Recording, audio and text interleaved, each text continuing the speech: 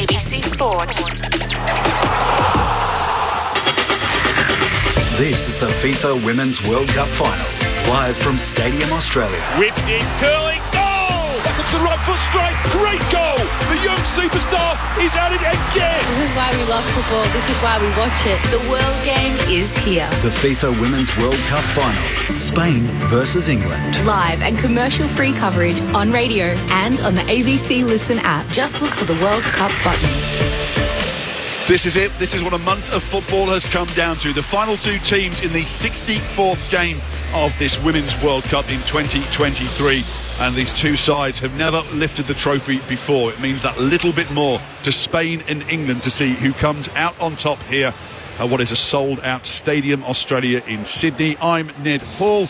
Alongside me is Matilda number 204, Carly Rosbacken, and Daniel Garb is down on pitch side as well. So it is building up. There's a huge atmosphere here tonight. Welcome to those of you who have just joined us here.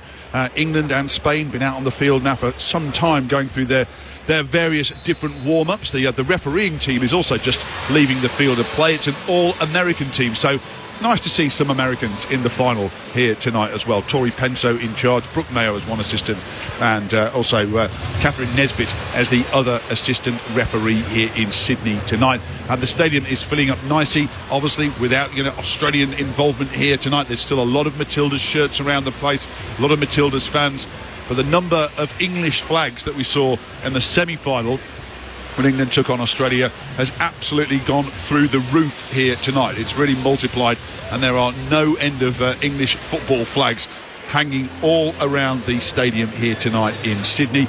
Just watching the England players, Carly, go through their work down on the edge of the field, and I've noticed on a few times they've already gone through and high-fived each other once. They're still out there now. They're doing the sprints, running down through the group and applauding each other. They look like a really tight group of players, the English girls.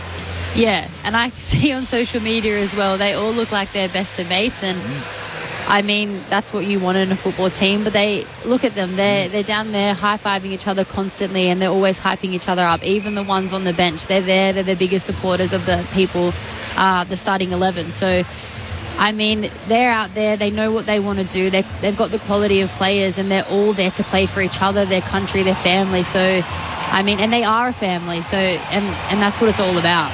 And just watching the Spanish players who were just formed in a tight huddle before as well, who were going through a hand clapping ceremony in there as well before they just peeled away and sprinted off at the tunnel. The two lots of players mingling in together as they walk back up the tunnel into the dressing rooms for their final preparations before they bowl out onto the pitch for the start of this World Cup final. I think Garby is in position down on the sideline now. There's again a lot more people down there tonight. It's quite hard to pick out where exactly you are in amongst the crowds down there.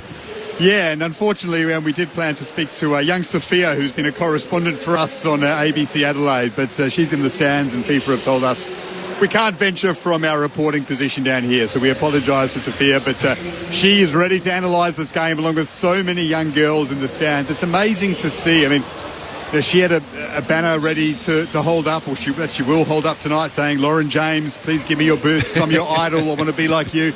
There's a number of young Australian supporters that I've seen who are clearly young Matildas fans, but they have painted their face in either English flags or Spanish flags tonight, and they have said, no, just because Australia's out, it doesn't mean that I'm not getting into this final, which tells you they are pure women's football fans now, and that's another big step forward for the game. And you look at some of the banners that are being draped over the stands here. So, as we know, it's an English tradition to drape English flags and represent your club over the stands when you're at a game. There were plenty of them for the Australia-England semi-final, and there's still several more, and some of them are so interesting.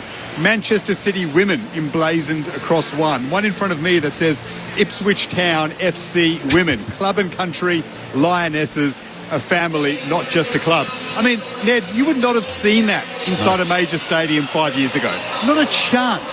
The acceleration of this part of football is just enormous, and it is wonderful to see, and it is represented in just the most brilliant way inside Stadium Australia right now. It is a real sea of colour inside the stadium as well. We're about to have a ceremony take place out in the middle as well, and a celebration, I think, of what this tournament has been.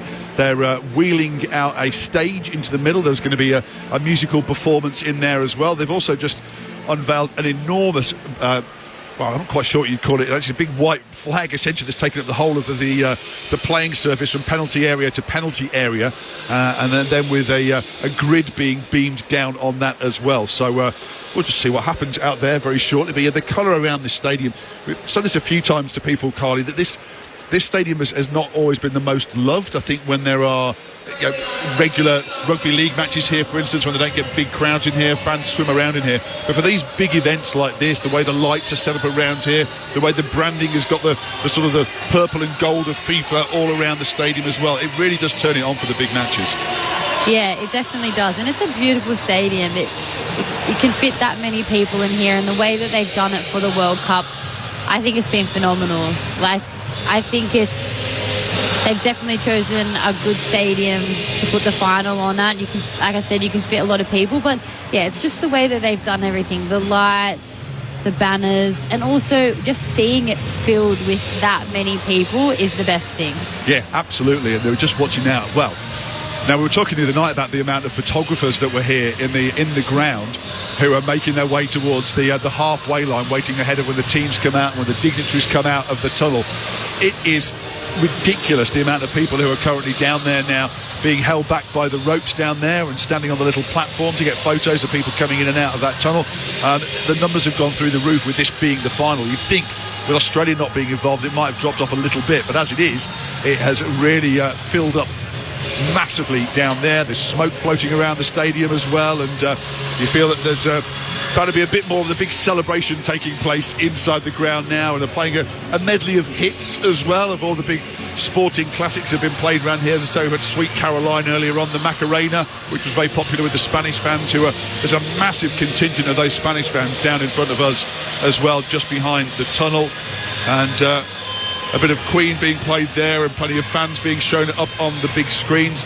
And as you mentioned before, Garby, obviously a lot of the fans here who might be Australian fans and they might have been following the Matildas through the tournament, who've got on board with this. It does seem like everybody here has got some colour or other on tonight, who they've come along to support somebody, even if it is still wearing the Matildas shirts, or I've seen Argentine fans, Mexican fans here as well tonight. Everyone's really still backing teams.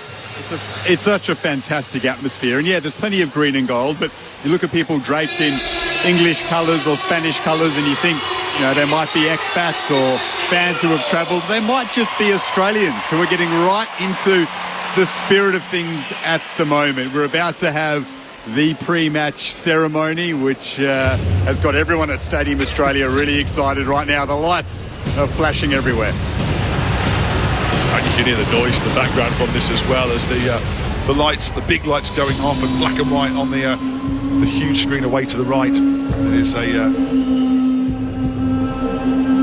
dancer out on the main stage in the middle at the moment as well, and I think there's representation from the New Zealand Maori community as well. It's been great to see that all the way through this tournament, that both Indigenous populations have been well represented from the very first moment here in Australia and also in New Zealand. As you can hear now, didgeridoo being played out in the middle, and that big white banner that's out there as well now being represented by the Indigenous backgrounds. We'll go down for the welcome to country. Past and present. Warami, Walamabami, Garambarak, Wangal Bemu, Burabadu, Yugadagarang, Didgerigo, Yanajanawi, Bugulingami. Welcome, wherever you have come from, to Wangal land, skies and waters. Thank you for walking with us and strengthening the spirit of country. I cannot tell you what an honour it has been for us as traditional custodians to stand beside our fellow Australians, our Māori and New Zealander brothers and sisters, and host the world across our beautiful lands. This tournament has inspired nations and inspired generations to dream. Its impact will be felt by women and young girls for decades to come. And we will remember it as a tournament that has given us many, many moments where it has united the world. Yanama Budjari Gumada, walk with good spirit. Thank you, and we'll see you all next time. That was a bit of a ramped up welcome to country that we've seen so far. They've generally been done on the edge of the field. Tonight the big stage set out on the centre circle, and as that was taking place, you can see young girls as well wearing white shirts have run out onto the edge of that large fabric rectangle that's in the middle of the stadium here. I've got a big display on the screens here going through some of the great moments from this tournament. You were born to be. It's turning up for every single moment. For you, for them, for all of us. Beyond Greatness is giving your all. Inspiring a new generation of players around the world. That's great to see as well, that the youngsters out in the middle all ball juggling and working out those little squares that they've been beamed down. It's the child that believes I could. It's a great display taking place out there for them to be a part of on this World Cup final day. At home and far away. It's going further than you ever thought possible.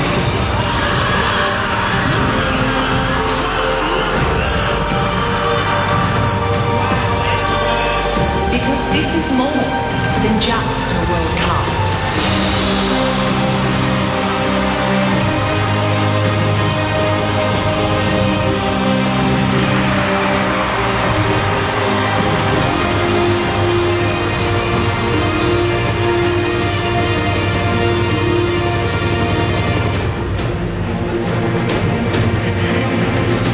This is the celebration of our beautiful game and its power to connect us all.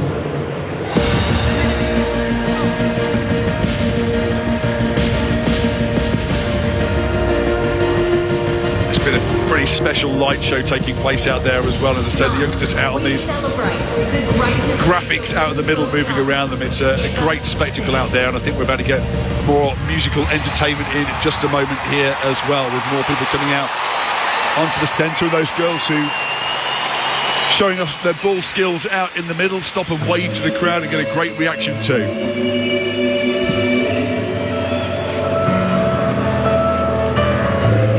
I believe this is now going to be Tones and I performing a medley of some of her hits over the next few minutes here. I wasn't born to be invented. Got my feet along the road. But it reminds me of the days when I was happy playing games with neighbours, kids I hardly know. And they said I was born to be a suspect. I carry all the fault. And it still bothers me the way I went about it. But I had to leave, you know I had to go. But now I'm free, my darling. Free, my darling, my darling. I'm free, my darling. I'm free, my darling. I'm free, yeah, I'm free, my darling. Darling, darling, I'm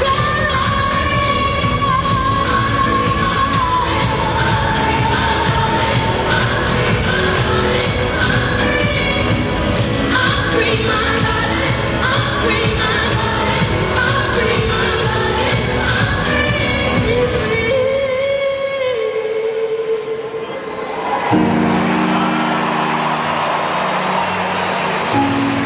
4 years ago today, I lived in my car and I played music on the street, and I am so proud to be here tonight. Thank you so much.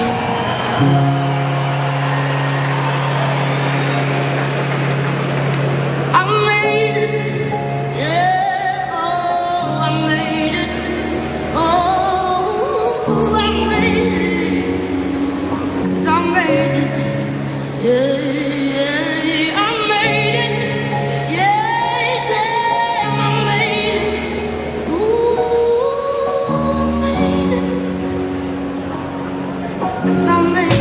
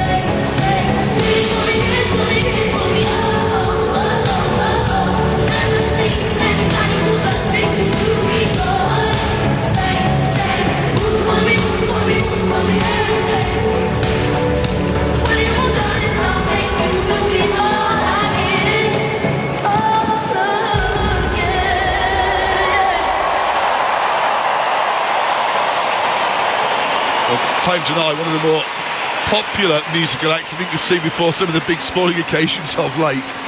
Great performance out there, really well welcomed by the crowd. And now comes the work of actually clearing the field and getting ready. There's a huge army of people gone sprinting out into the centre to remove that stage, and all the performers making their way off the field of play before this World Cup final, just letting the smoke clear inside the stadium a little bit as well. It's always hard as well. I'm sure, interested in what the atmosphere will be like inside the dressing room at the moment, Carly, just this close to a big game. You know, there's so much build-up outside. I don't know how much they're able to hear of the musical performances and everything else while they're just getting their heads in the right space to focus on walking through that tunnel in a few minutes' time and playing a World Cup final. Yeah, and I think they can obviously hear the energy and feel the music hear the music and feel the energy within this stadium, probably within the change room, but they're probably just pumping themselves up right now, gearing themselves up, trying to just, not think about it too much and just really get out there. And honestly, they're all probably just waiting to get out there and just sitting on the edge of their seats at the moment. And just noticing as well, this being the final around the stadium, so there is so much final branding around here as well. And then for all the other games, they've changed the colours that they've marked the top of the dugouts with. It's all, as I say, this very FIFA linked purple colour with the gold writing. Before every match, they've also brought out the words "Beyond Greatness" on some little sign to put them out on the field. They've been white every other game. It's a gold writing on those tonight for this being the what you say is the gold medal match, really in an Olympic sense. But everything's got a touch of gold to it tonight inside the stadium. The unity beat that we've had pretty much every other game as well, Carby. It is quite the atmosphere now. I can barely see you as well through the smoke haze in the stadium. It's brilliant. I'm on the other side of the goals, Ned, to where I was sitting for the Australia games. That's what finals are all about. There is so much more attention from all over the globe. It is a wonderful atmosphere down here, it must be said. And Tones and I were fantastic, and I think her song "I Made It" really sums up the sentiment.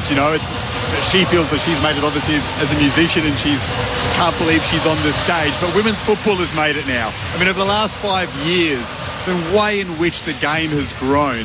And you look around here tonight and everyone is just completely immersed in it. That is the amazing thing. And we are set for some sort of final. And a final that I'm sure many in Spanish football weren't so sure their team would arrive at. They've got the talent. A good year ago, a lot of people thought the Spaniards would be the favourites just about. And, okay, they're in the decider, so that's eventuated. But let's not forget there was a mutiny in that squad months before the World Cup. They wanted the manager, Johe Vilda, gone, and they would not speak to the federation. 15 or so players, they were out. The way in which they've patched that all up and arrived at this moment to take on England for the World Cup tonight has been some sort of tale. Oh, absolutely. And still without a few players. I mean, the Barcelona side that won the Champions League this year, several players from that squad, what you would expect it to have been here in this Spanish team tonight, in the Spanish squad certainly, for this tournament, and they were not included, they were not selected. A few players were, amongst them Alexia Putellas, and obviously she only gets a start on the bench tonight, which I think will be a big shock to a lot of people. She did have an injury problem running through the tournament, but Carly, she started last match, so the fact she starts one game and she's sitting back on the bench again tonight, and there was the side of her not looking particularly happy when she was taken off the field last time as well. Yeah, I'm not really sure what went down there. We saw after the last game, when she got taken off, she was not very happy. But I mean, that's obviously the manager's decision, and he's put on Parahuelo, who's also a very great player, and I think she deserves to have a start. But I mean, having someone like Putellas on the bench is that's a little rocket pocket there. That's your weapon that you can bring on at any single moment, and she is a player that can absolutely change the game. So it could be a tactic thing as well. Yeah. Very interesting to see how it plays out, and I think it's interesting to see what happens in amongst the Spanish squad after this tournament too, to see whether or not a little more comes out about what was going on behind closed doors during the space of this tournament. The English squad, though, they look extremely together here, as we're seeing the World Cup trophy being brought out and placed on the podium that the players will come out and wander past shortly. They're lining up in the tunnel. So this very united England side, they've got Lauren James on their bench tonight. Lots of people thought she might be coming back into the starting lineup, having served her 2-match suspension. She was sent off against Nigeria, but she's been a star player for them through the course of this tournament, and still another young player too, really just bursting through and really emerging at this tournament here. I should touch on as well, before this game gets underway, the players come out, the golden boot situation here. Still, it's Hinata Miyazawa of Japan who is in the lead in the golden boot race. She's on 5, but there's 6 players out there tonight who've scored 3 goals in the tournament as well. So a double for either Hemp, James or Russo for England, or Bonmati, Hermoso or Redondo for Spain would see them draw level with Miyazawa, and it then comes down to assists to see who would get the golden boot. And if it still can't be separated, then it comes down to who's played the fewest minutes to get the goals and the assists that they've had. So we will find out later tonight. We'll find out who the young player of the tournament is and the player of the tournament as well. All that will take place after the final whistle tonight. Fireworks before the teams have come out onto the field of play here, and we've seen the big FIFA World Cup banner being unveiled in the centre of the pitch before every game. It's been the I'd say the generic World Cup banner. Tonight, though, it's a big purple and gold banner with a picture of the World Cup trophy on it and the final written at the base of that. And the 2 national flags are also about to be unfurled at either end of the field, with the flamethrowers in operation at both ends of the stadium and the fireworks being set off around here too.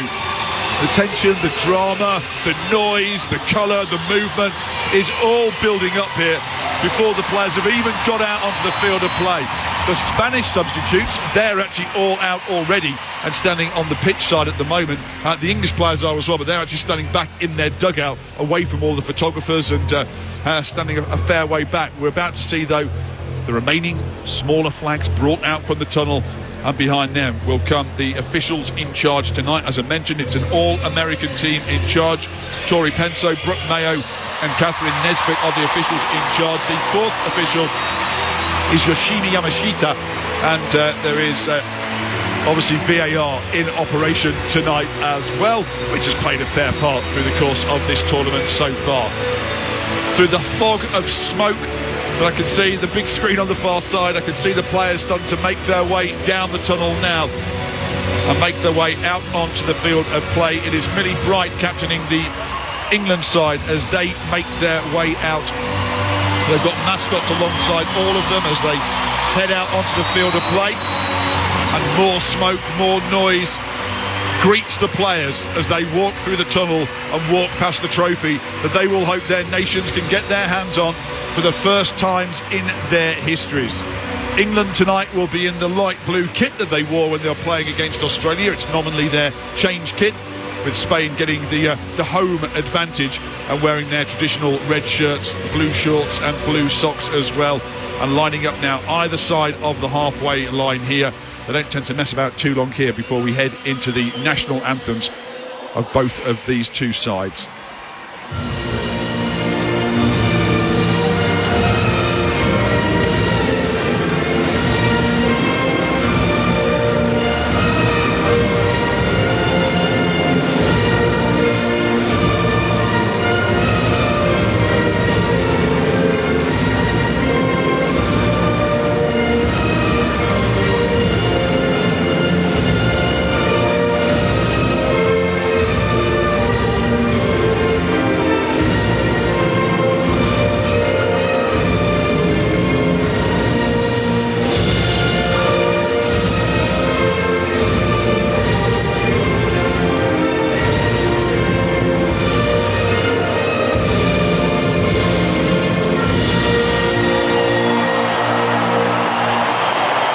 The Marseillais for Spain, and coming up will be God Save the King for England.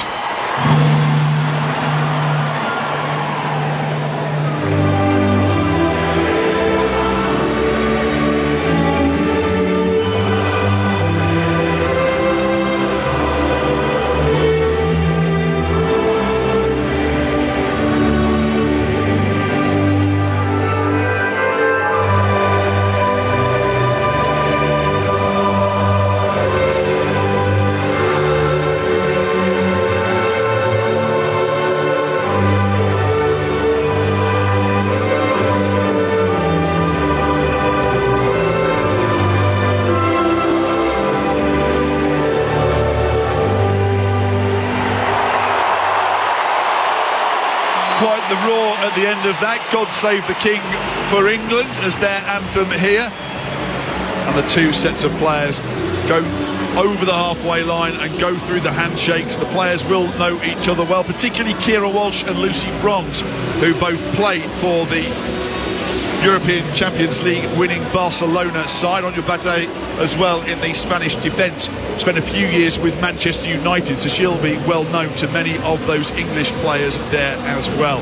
English players are removing the tracksuit tops and about to have their team photos taken before the game. The Spanish doing likewise in their half of the ground, and the referees having their team photo taken before kick-off as well, as Tori Penso just about to draw the captains in and toss the coin here. But it's got that feel about this, hasn't it now, Carly? It really is. It's so exciting inside the stadium waiting to get this match underway. Yeah, it looks like a packed out stadium, to be honest, and that is just incredible to see. We're really here for a World Cup final. I think I have to pinch myself a little bit because it's just so awesome to be in this stadium right now with this many people, with two fantastic teams, so I can't wait for it to begin. Garby, last thoughts from you as well before kick-off now. It's got just that moment, those few nervous moments before they get underway. Yeah, I guess if the anthem's told us anything, it's that England does enjoy more support inside the stadium right now. I think you could just about see it on the faces of the English players as well. There were some smiles breaking out. Okay, we've got more of the crowd. That might just give them a little boost. It's fantastic down here. To have a World Cup final in Australia, it's just something to behold. It's a pinch yourself moment for every sports fan in the nation. It is absolutely fantastic. This is a huge event, a huge sporting event, a huge national event as well, without Australia featuring in it.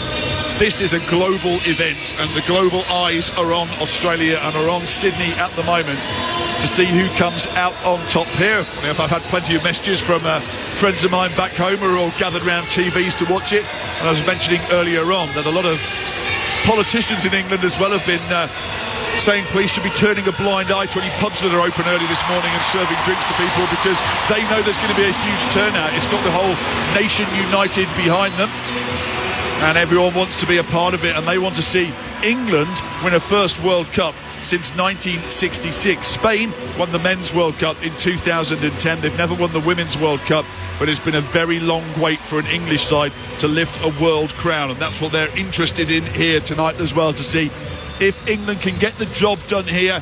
Sarina Wiegman, their coach, looking for the players tonight. She has got this phenomenal record, made the World Cup final in 2019 with the Netherlands on the losing side there. Won a European Championship with them as well, as the English players take a knee inside the stadium as the countdown continues. And Sarina Wiegman has only lost one game in charge of this England side.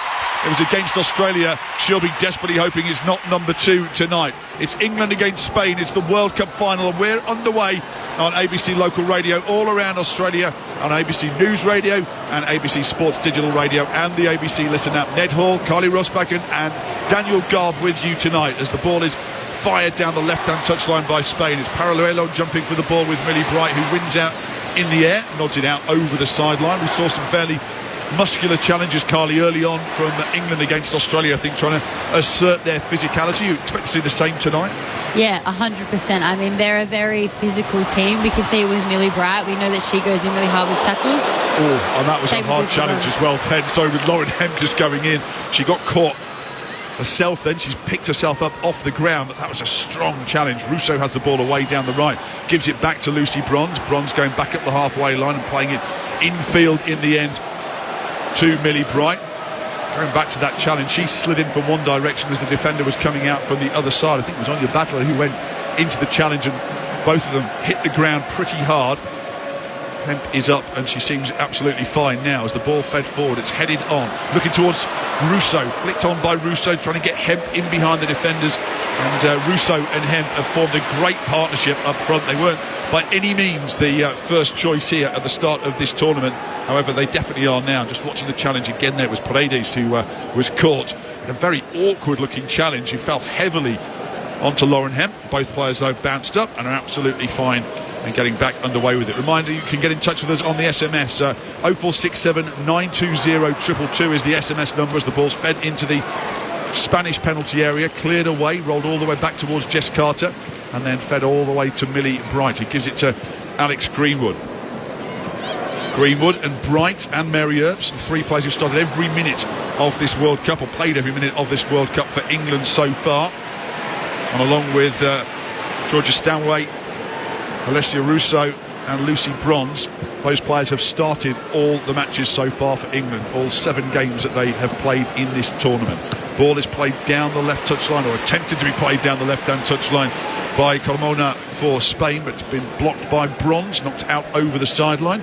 As I say, Lucy Bronze is one of the 2 English players playing her football in Spain, and playing for Barcelona at the moment. We've had a couple of minutes gone here, and then there's a bit more of a hush has settled in over the stadium, a bit of a nervous tension for the fans of both teams here, wanting to see who gets a good start in this tournament, in this game, as Bonmati gets the ball and plays it forward to Paraluelo, who gets to the ball first, stepping over one way and then the other, with Bright in front of her, slides it to the edge of the area, played wide again towards Badger, who plays into the area, and Bright gets in the way, bounces off her, flicked back into the box by Bonmati, it runs all the way through and goes behind for a goal kick. Those areas for me, Carly, where Spain are so dangerous, because they seem like they've got lots of time, they seem very comfortable on the ball, little quick short passes in and around the area. That's where they've damaged the sides. Yeah, that's what they're really good at. They're really good at the quick, small, sharp passes, the little triangle passes around the corner as well, and they create so much time for themselves off the ball with the little movements that they do to support the person on the ball. And like we saw there, Bonmati, who has been fantastic this whole tournament, and she's, I think, going to be the heart of everything tonight that we're going to see through Spain. Mary Earps was quite happy to take her time getting the ball back into the field of play then, just to calm things down a moment. It's a good play on the right touchline by Russo, trying to feed it in towards Hemp, who's hassling and harrying away at the Spanish defenders going back there. Codina did a job well though, and knocks the ball out over the sideline. She was a star the other night, Garby, Lauren Hemp. She looks like she started on the same footing tonight. Yeah, she's oozing confidence, you can tell, and her link up with Russo especially is going to be really interesting for the English. They were physical against Australia, English. They tried to take them down. It's tougher to do against the Spaniards because they are so quick. Ball whipped into the middle. Might drop there for Russo. Might drop for Hemp. He drives low and hard in towards goal. In fact, it was Daly cutting in off the touchline. Hemp, with that shot off the left boot, fired in towards goal. Good stop by Katakoi, the Spanish keeper. Just opened up nicely then for Hemp, as she peeled away to the right edge of the box, burst into the area, fired that shot away at goal, and Coy got her hands on it. But it's the first shot on target we've seen in the match so far, as Greenwood had to be very sharp then to play the ball away from Paraduelo, and rolls it back towards Bright.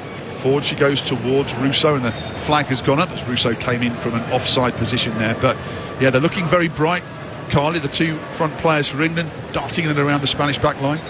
Yeah, both Russo and Hemp, they work really well together, and we saw that in the last game.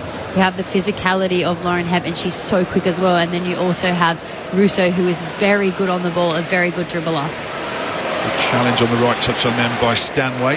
Just knocks the ball out over the sideline. It'll be a throw-in taken by Olga Carmona. Carmona throws the ball forward to Hermosa. Spain keeping the ball inside their own half. Chance of football's coming home around the stadium here from the English fans, making their voices heard as Bonmati goes forward. Plays a good ball out to the right towards Redondo. Redondo's ball goes all the way across goal. It's been picked up outside the penalty area by Caldente. And then Hermosa drives to the middle. Carter blocks it and knocks it away. Bonmati is first there once again. Swings the cross across the face of goal. It's been picked up at the back of the penalty area by Redondo, and it goes behind for a goal kick. But that is why Spain are such a frightening side when they open up and go forward. They just found a little bit of space then, went surging forward over the halfway line, Bonmati, and there was players in space, there was playing giving options there, and they moved the ball so brilliantly. Played downfield from the goal kick by England.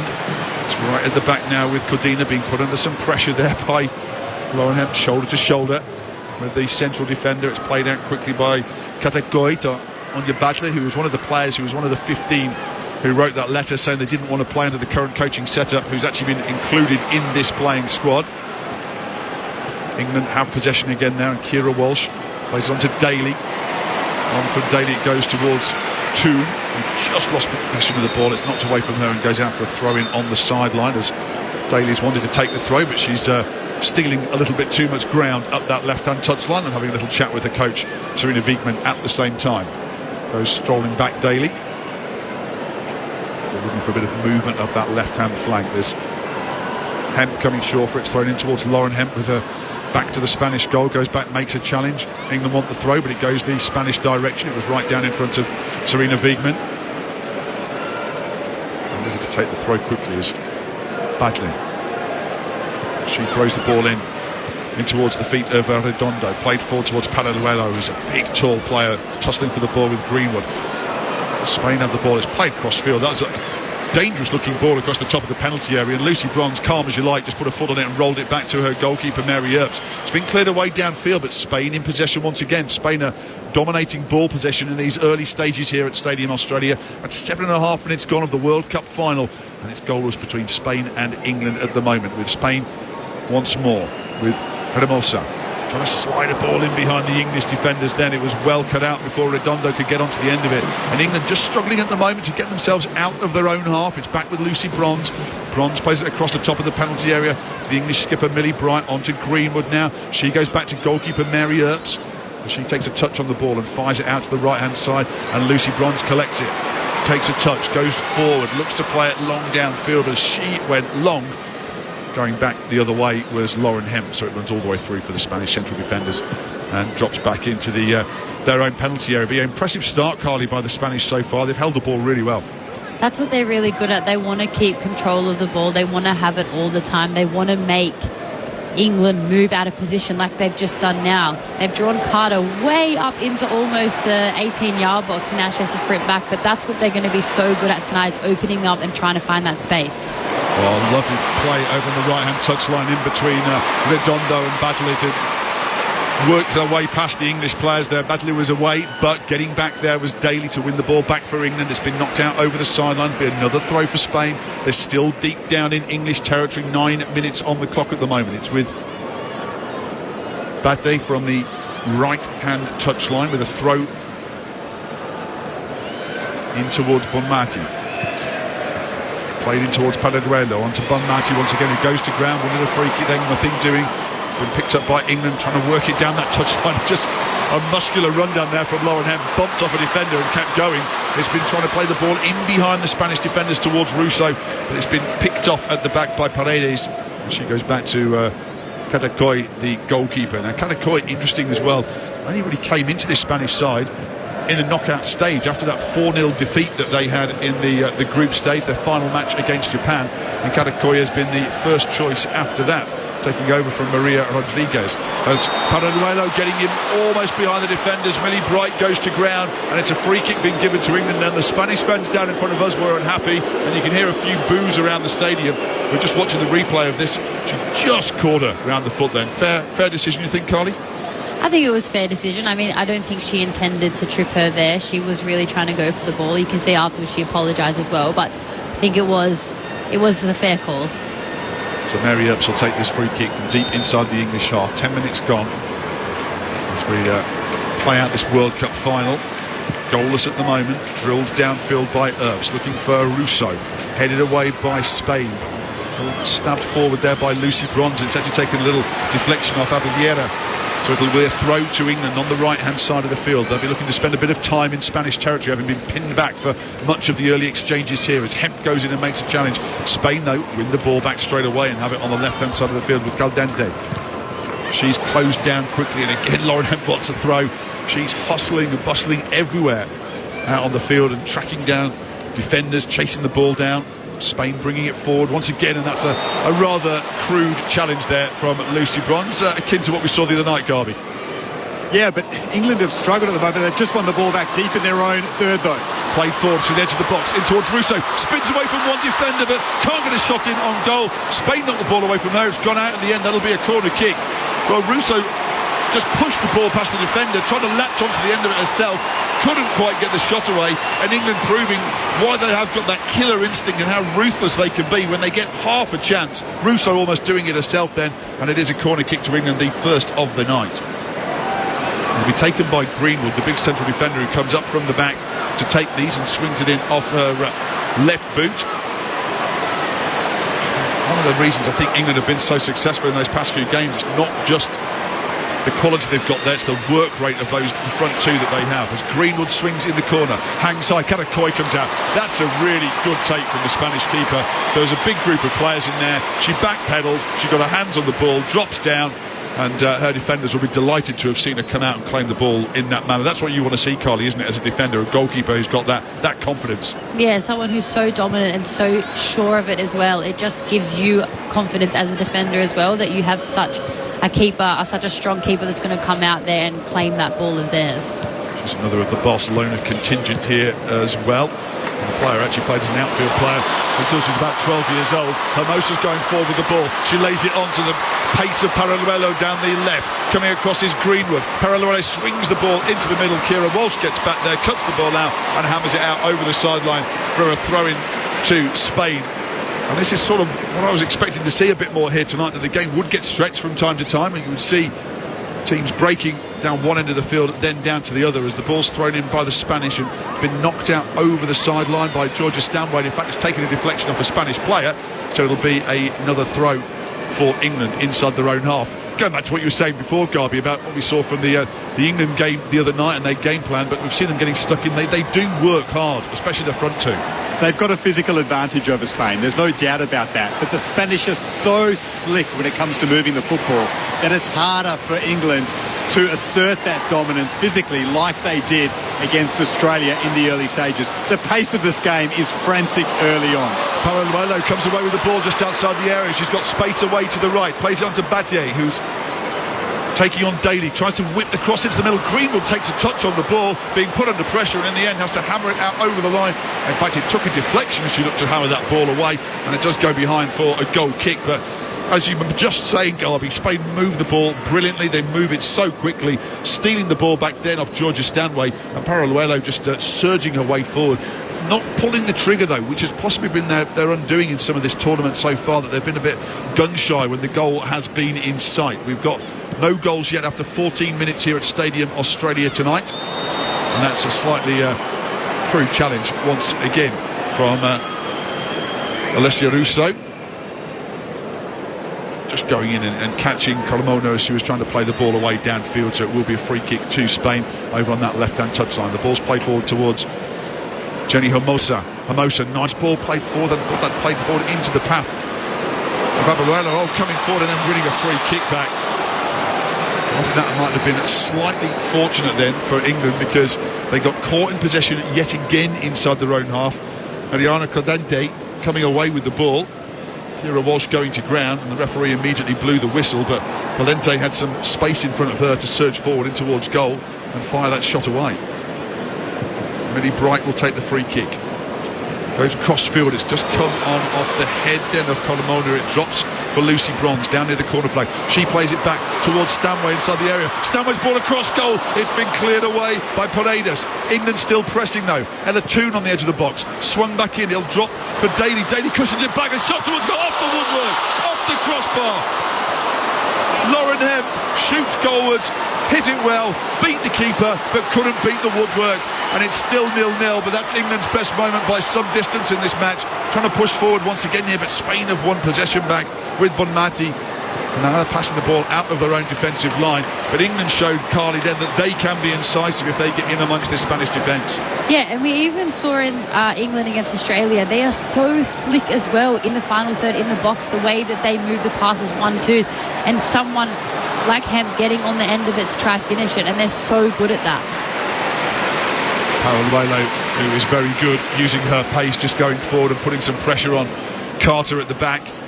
And Carter could take no chances then, just knocks it out over the sideline. And that's another throw for Spain, and instantly they've pushed England back into their own half, deep into their own territory. This throw-in will be 4 or 5 yards up from the corner flag on the left.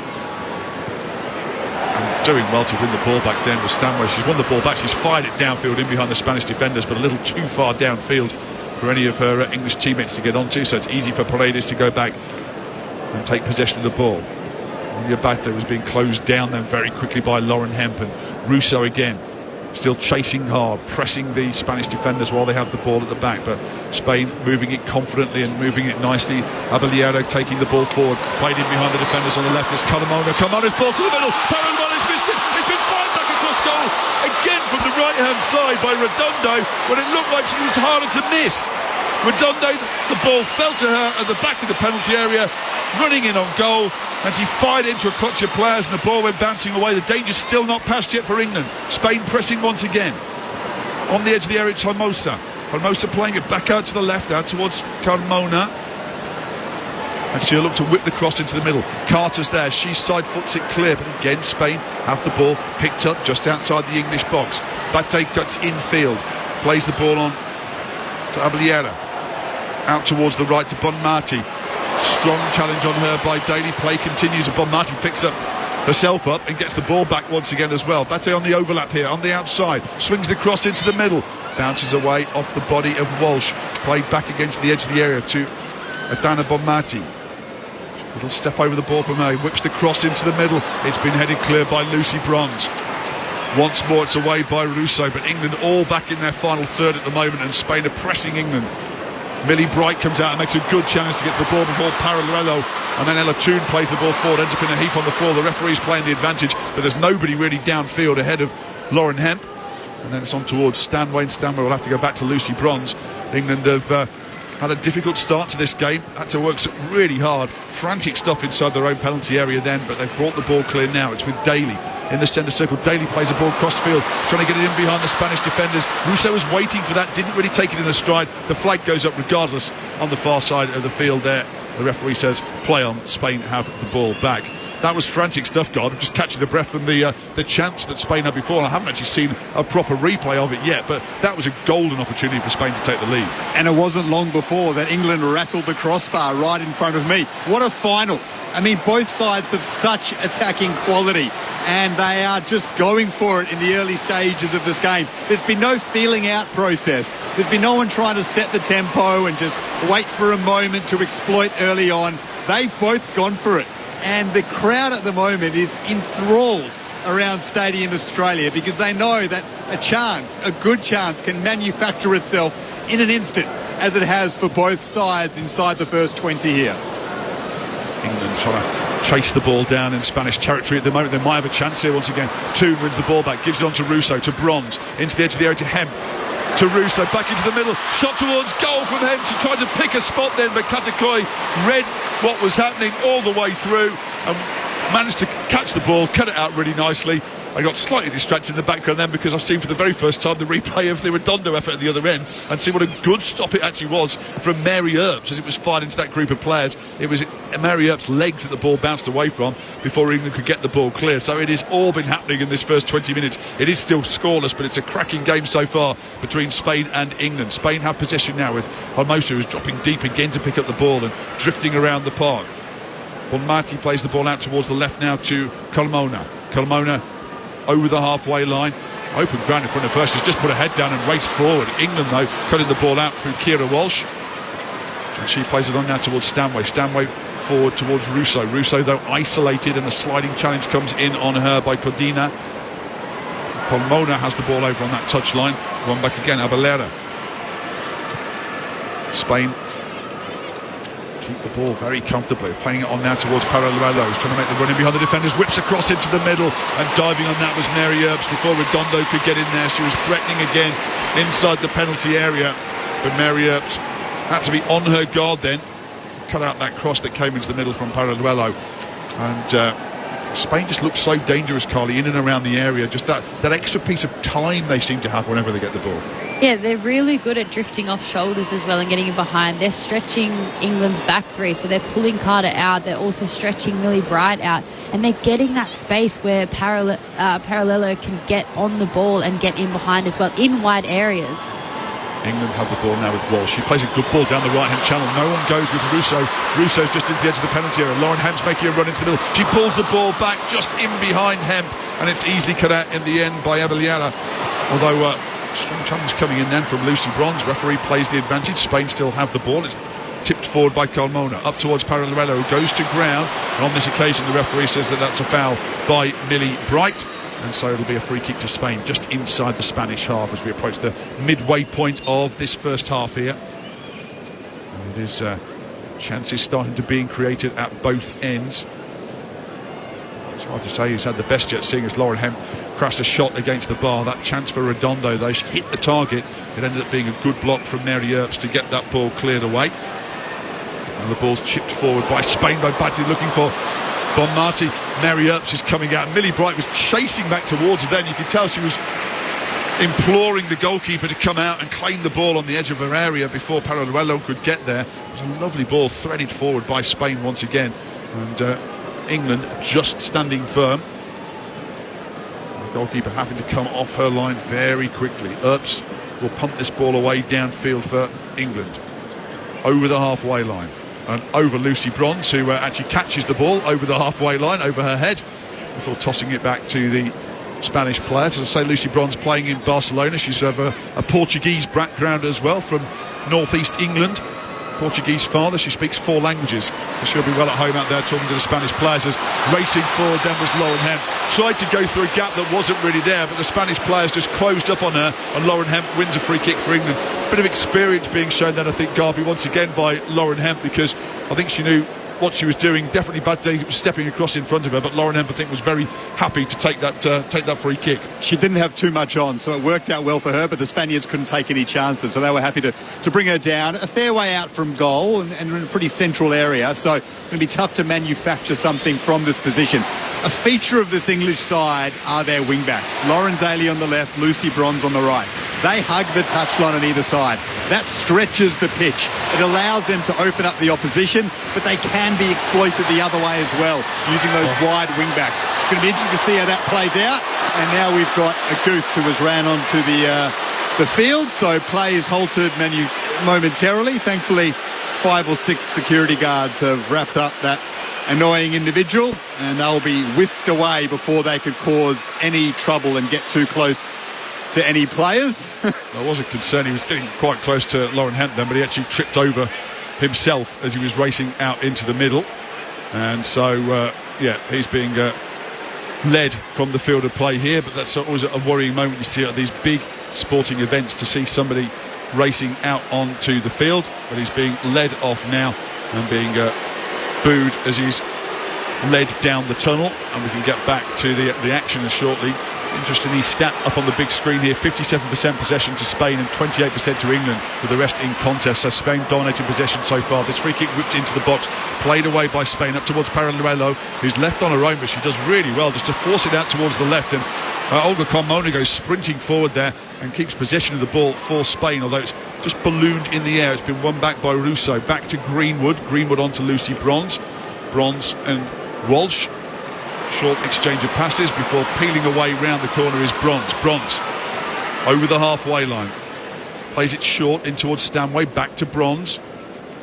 Calm head Lucy Bronze, just has been slowing things down. She had a little tug on the arm then from Caldente, and Carter chips the ball down that right hand channel there, and the flag goes up for an offside in the middle. In fact, it say in the middle, it might have been over on that far side of the field as well, against Russo, who was on the defender's shoulder.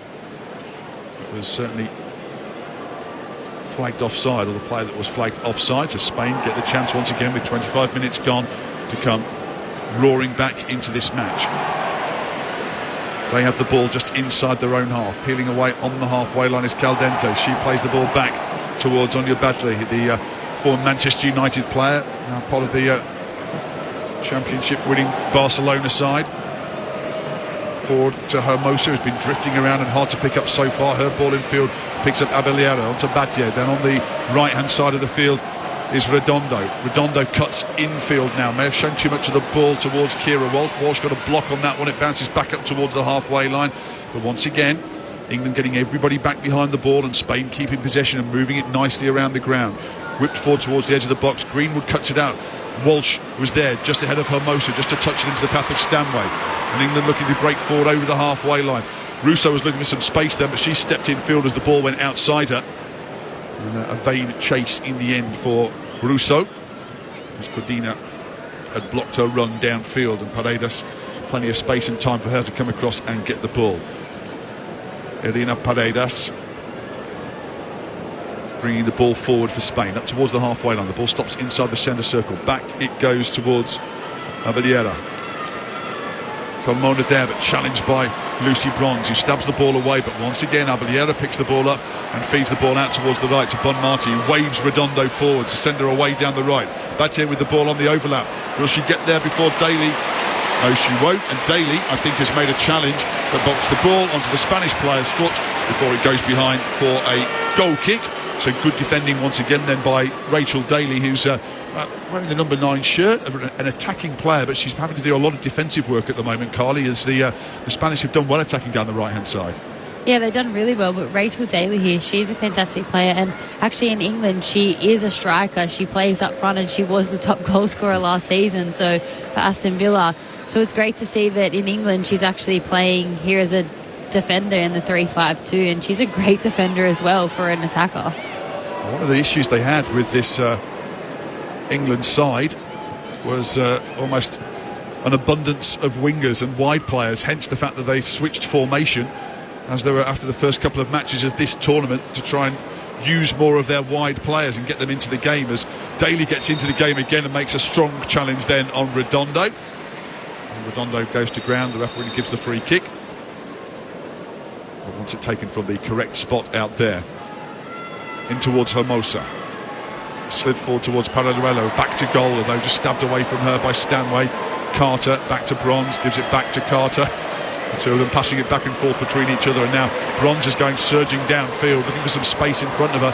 Not really anybody in a good option for her at the moment. She just runs into a couple of Spanish defenders. The wall's closed in on her there, and she's out of position now, and Spain looking to exploit that by swinging the ball out to the left-hand touchline. On the overlap is Colmona, in behind the defenders, left foot strike. What a strike! What a goal for Spain! Lucy Bronze was caught out of position. In the blink of an eye, Spain spotted where there was space. They fed the ball down the left-hand channel. It was fed on the overlap to Colmona, and her low, hard strike along the ground eluded Mary Earps, and Spain have the lead in the World Cup final. Just before the half-hour mark, it's Spain 1, England 0. You can really see what I feel for Lucy Bronze there. You can see what she was trying to do. She did get caught out of position. She was dribbling it almost on the other side of the pitch and lost it right in the centre circle, but she had no support running off her, and there was a great option for Lauren Hemp or someone to run down the left-hand flank for Lucy to pass to, and that's what she was looking for. And then you can't really give Spain that chance and that opportunity, that time and space, because they're going to capitalise on it, and that's what they did. Great strike, Garby. That's big one for the Spanish, and you can certainly see where the pockets of Spaniards are around the stadium.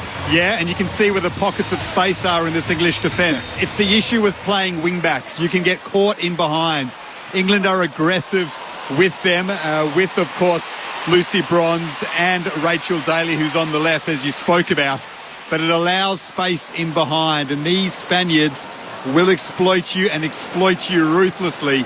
They did so on that occasion because Lucy Bronze got caught out of position on the right. A wonderful finish, though, and I'm not sure it would have been as loud had England scored, and they could equalise sometime sooner. We'll get a true read on just who is dominating the supporter representation inside the stands, but don't worry about it. There are plenty of red and yellow fans who absolutely love that moment. Yeah, there's a big pocket, as I say, down in front of us. I think that's probably friends and family down there. That seems to be where the families of the players seem to be situated either side of the tunnel. There's a big pocket of English fans on the other side, and the Spanish down to the left-hand side of the tunnel as we look down there. Olga Carmona, incidentally, scored the winning goal against Sweden in the 89th minute in the semi-final, and she's popped up with the first goal here in the World Cup final. England have only been behind at this tournament for 7 minutes. They were behind against Colombia, and they struck back 7 minutes later. That's the only time in this tournament that they have trailed in a match so far, but they've got it all to do from here now, from a losing position in a World Cup final. History has not been kind to teams who've conceded first in World Cup finals either, so it is a big task in front of them now, as they might have an even bigger task as Paraluelo chases the ball downfield, down that left-hand channel, gets the ball given straight back to her by Caldente. She cuts in field. Paraluelo going off towards the left, and Millie Bright stands her ground and holds the ball off from her. Peeling away is Russo. England looking to break downfield, but Kira Walsh has nothing really on there, gives it back to Greenwood, onto Walsh. Then she picks out some space over on the left, out towards Daly. Plays it forward down the left-hand touchline towards Lauren Hemp, who was watching the line very, very closely to make sure she didn't go offside. She runs in towards the edge of the box now, pushes down towards the line, looking to play a ball across the middle, but sticking to her task well was Anya Badley. Just knocks it over the sideline for an English throw. But that was the first time for a long time that England have found some space and an outlet on one flank to chase the ball downfield. Daly will take the throw for England. 32 minutes gone.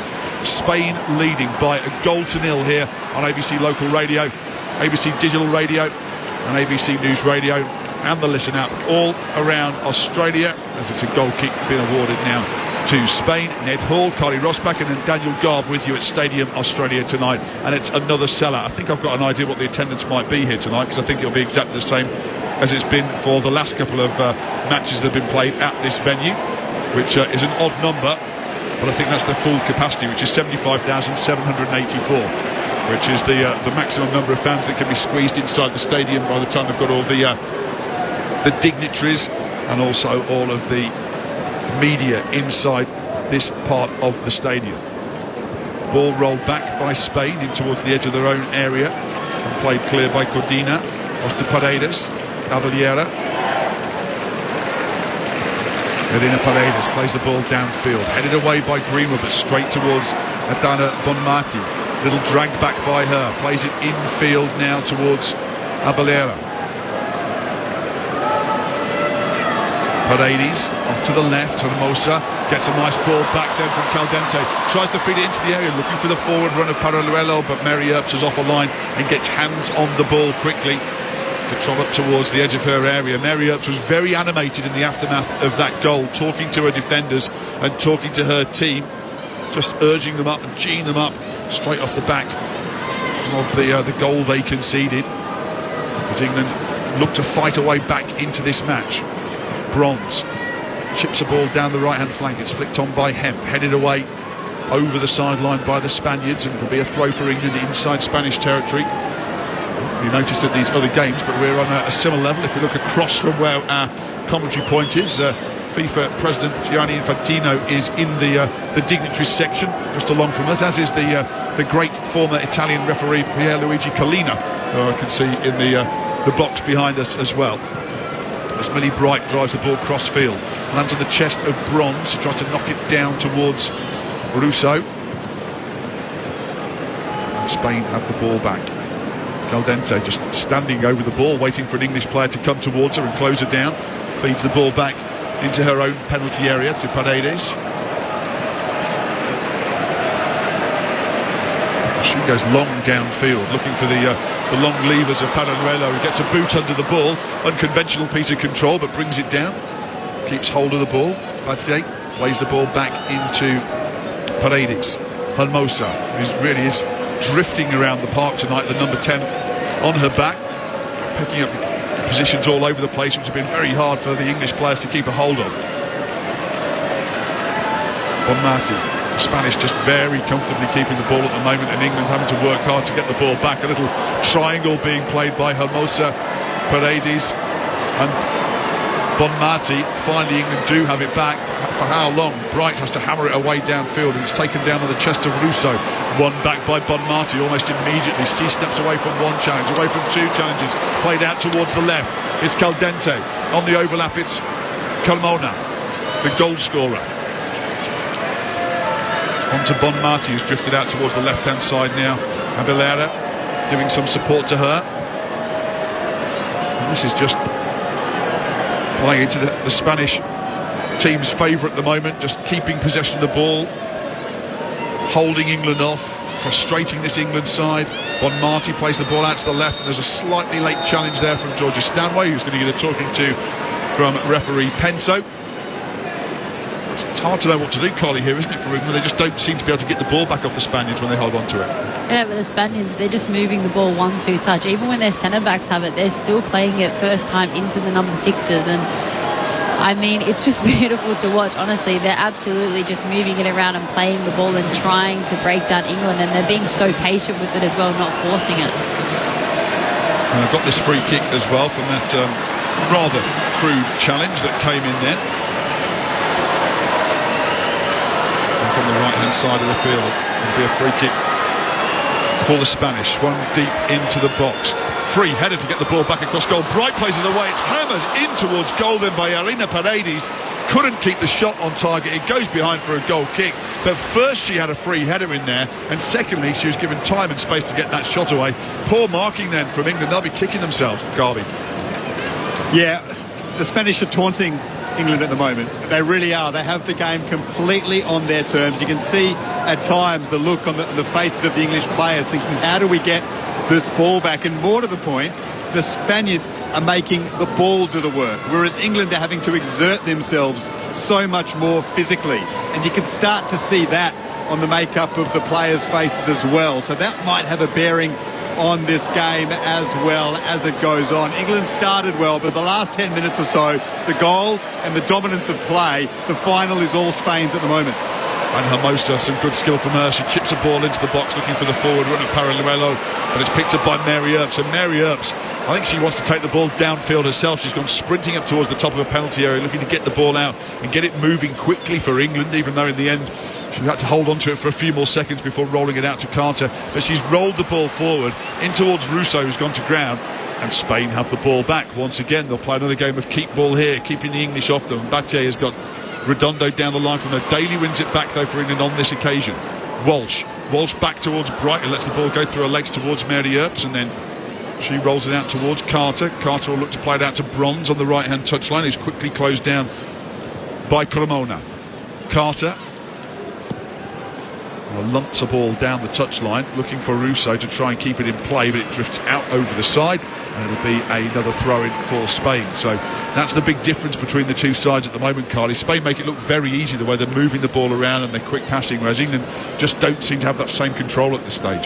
Yeah, but also you say that Spain, they're moving the ball really well, but defensively they're putting England under pressure. They're giving them no time on the ball, and they're blocking every single option. So England actually can't get out and find players to get on the ball because of the press of Spain. Playing it away down the right now. Redondo is there, right-hand edge of the box. Bate on the overlap, but Redondo looks to fire it in towards the middle. Daly closes it down and clears it and bounces up towards the halfway line, but it's back with the Spaniards once again. Bate looks to step in field from Daly. Daly did a really good job then to win the ball back, flicks it away downfield. Lauren Hemp looked to bring the ball forward, but just as you were saying then, Carly, there was three red shirts converging on her, one from each direction to close her down and not let her get away. She has won a throw-in for a side, but you see a bit of frustration then on the face of Daly. She's looking for an option. Paredes raises a boot and knocks the ball away from Russo. And straight away, Spain have the ball back. 5 to go, just over until half-time. It's Spain leading by a 0-0 here against England. It's Paredes. A decent half chance herself not so long ago for the Spanish team, playing the ball along the back line towards Carmona. She drives the ball downfield. Paralluelo was a long way offside as England pressed up towards the halfway line. As the ball goes all the way back towards Mary Earps before England look to try and build something from here. Back to Greenwood it goes. Greenwood forward towards Toon, who is quickly closed down by Bonmati. Then it's on to Bright, on to Walsh. Walsh is a key player for England in terms of moving that ball out from that back line and just doing those, giving an option for the defenders. It's now out towards the touchline of Bronze. Bronze to Stanway, and she goes back to Carter. And England not making much progress here, and Carter's ball forward is straight towards Carmona. Carter trying to win the ball back here for England. She goes in with a strong challenge, knocks the ball, in fact, off the legs of the Spaniard, Caldente, Mariona Caldente, and it goes behind for a goal kick to England. I think also actually for the free kick, I've just looked at that on the replay, there's a big, large grab on the shorts then of Jess Carter from Caldente, and so the referee has given the advantage onto England and given them a goal kick as a result of that, which Mary Earps will take.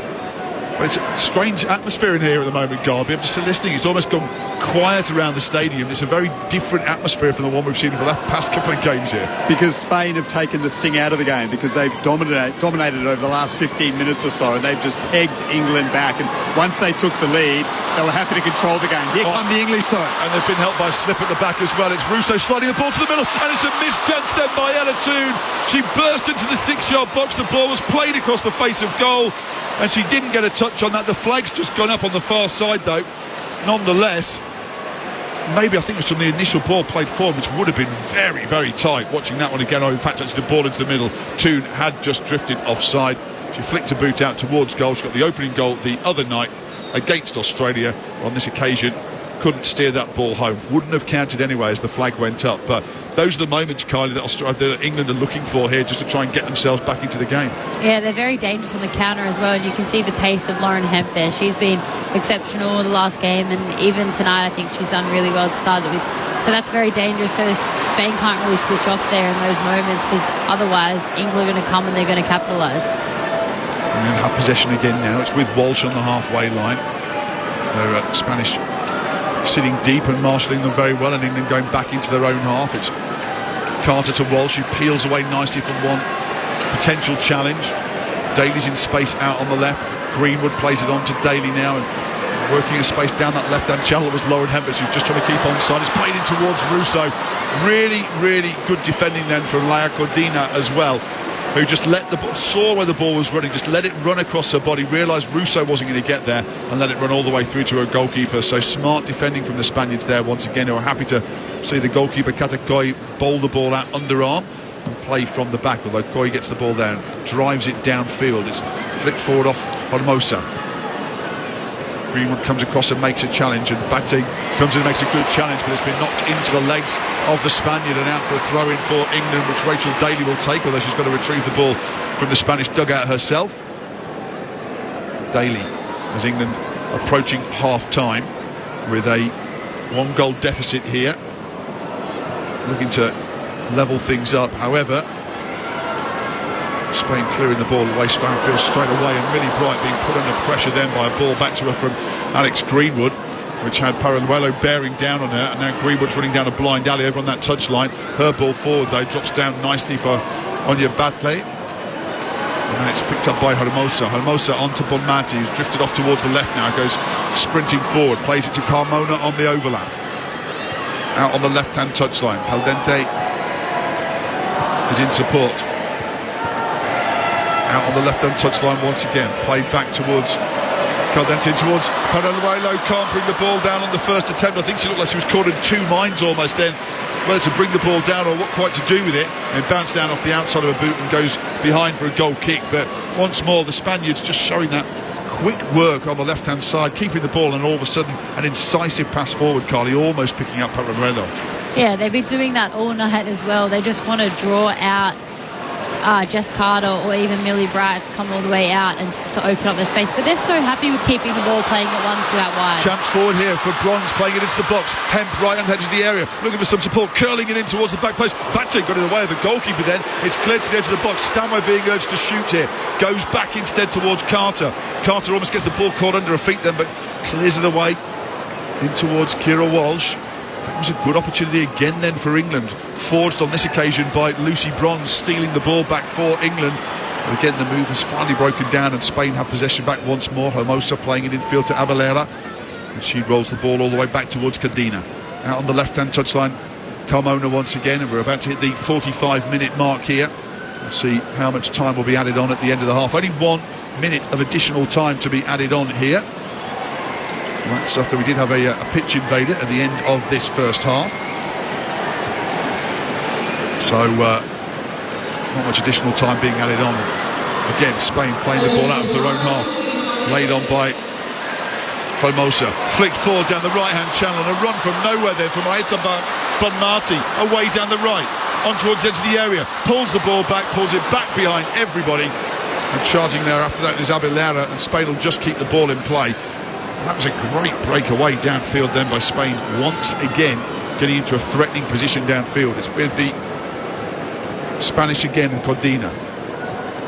They look like they're going to keep their lead intact towards over the half-time break here, Spain.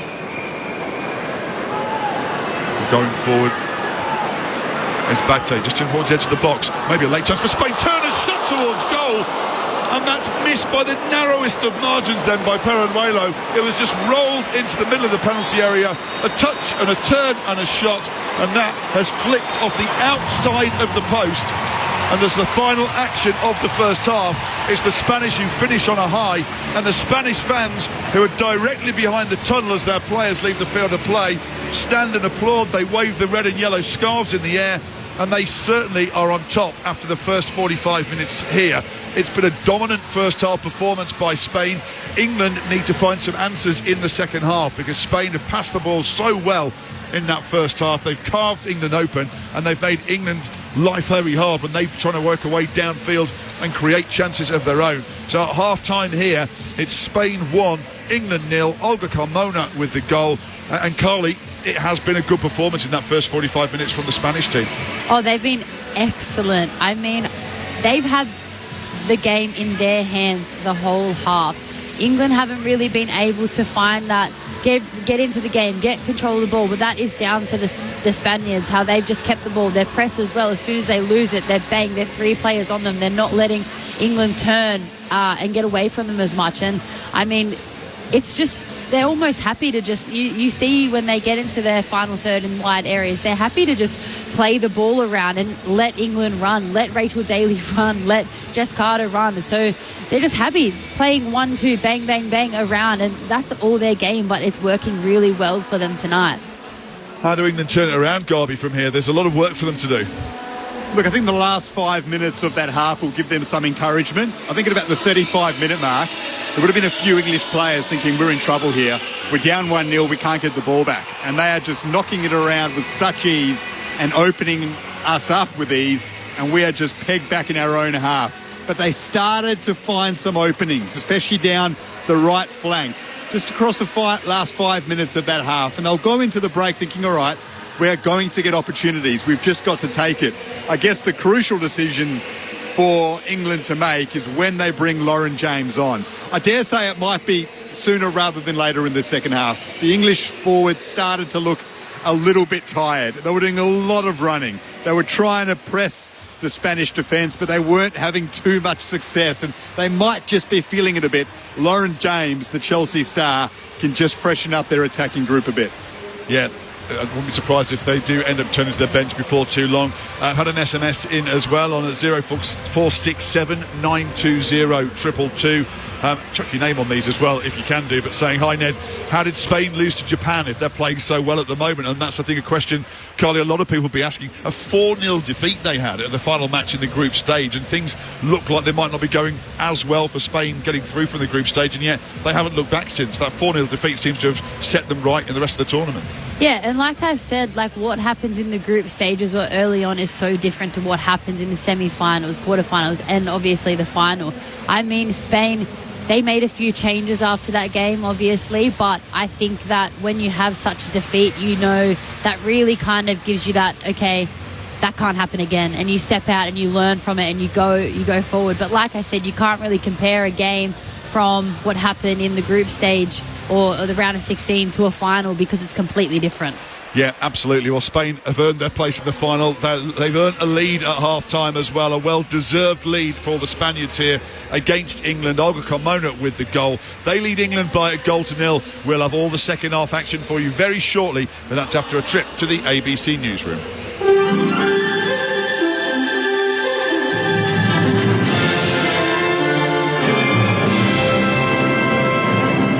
Hello, this is ABC News with David Rowlands. The Federal Treasurer has released new figures showing the cost of the National Disability Insurance Scheme and health are set to skyrocket in the coming decades. Political reporter Stephanie Boris has the details. In 40 years' time, half of the federal budget will be spent on health, aged care, the NDIS, defence and interest payments on government debt. In comparison, those 5 areas currently account for a third of government spending. Over the next decade, the spend on the NDIS and interest on government debt is set to grow the fastest, but that will swap to health and aged care as the population ages. The projections are outlined in the 6th intergenerational report that will be released in full on Thursday. The updated figures are expected to prompt debate about where funding can be reined in and how to increase revenue flow via tax reform. Opponents of the Indigenous Voice to Parliament have used the launch of Western Australia's No campaign to suggest the referendum debate is dividing the community. Australians will vote later this year on whether Indigenous Australians should be constitutionally recognised in a Voice to Parliament. The WA Liberals are backing the no vote and held their event in front of roughly 1,000 supporters in Perth today. WA Liberal Senator Michaelia Cash says woke corporations supporting the voice would be better off donating campaign funding to local Indigenous organisations. I think big companies should actually stick to their business. This is not a decision for the big corporates of Australia. This is a decision for individual Australians. This is a decision for individual workers.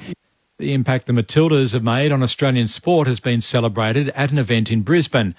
They became the first Australian team to reach the FIFA Women's World Cup semi-finals, securing fourth place after losing to Sweden last night. Federal Minister for Sport, Annika Wells, said the Matildas' performance means much more than just World Cup glory. It's about so much more than the numbers and the result at the end of the day. It's been about those transformative little experiences that we've all been hearing about for a month. It's been about the fact a girl came up to me on the street and said that she played against Courtney Vine at Peninsula Power back in the day, dropped it when she became a teenager, and she's been inspired to sign back up after this month. The Raiders have remained on course for the NRL finals after overcoming Canterbury 36-24 at Canberra Stadium, while Newcastle has also boosted its prospects of a top 8 finish. Tim Gable has more. The Raiders and the Bulldogs traded tries in the first half, with the scores locked at 12-all at half-time. From the break, the Raiders were never headed, with Timokor, Kotrick, Rapana and Papali'i crossing for tries. Sexton Knight crossed for the Bulldogs. Rapana was the leading player for the Raiders in the 36-24 victory. The win keeps Canberra in 6th place on a congested ladder. Earlier, Kalen Ponga was outstanding in Newcastle's 29-10 victory over South Sydney. In the NRLW, the Raiders won their 4th game in a row with a 28-22 win over Parramatta, while Newcastle accounted for the Broncos 22-20. Outgoing AFL Chief Executive Gillon McLachlan says the umpiring decision to deny Adelaide a goal in the final minutes of its 1-point loss to Sydney last night was a mistake, but the result will still stand. There was controversy late in the game when Ben Keys thought he'd kicked a goal, but the goal umpire signalled the ball had touched the post. The loss means the Crows will not play finals this season. McLachlan says he takes responsibility for the error. If the decision had been reviewed, it would have been overturned. It's a human error that happens repeatedly through games across the course of the year. I want to acknowledge that it was a mistake, and I take accountability for the mistake on behalf of the league. Better fortune for the other Adelaide club, with Port Adelaide beating Fremantle 74-58 this evening. What's the best thing in the world that's also on the ABC Listen app? The footy! This season, get your footy live and ad-free on the ABC Listen app. Straight through for a goal. AFL, NRL, men's, women's. Whatever you fix, we've got you covered. She's got it! Bye-bye! See you later! Every goal, try, mark and tackle. Called by ABC Sports' expert commentary team. Set, bingo! AFL and NRL, live and ad-free. Get it on the ABC Listen app. The FIFA Women's World Cup 2023.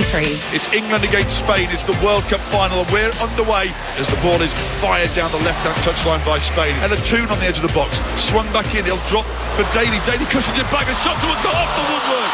Off the crossbar. Lauren Hebb shoots goalwards. Hit it well.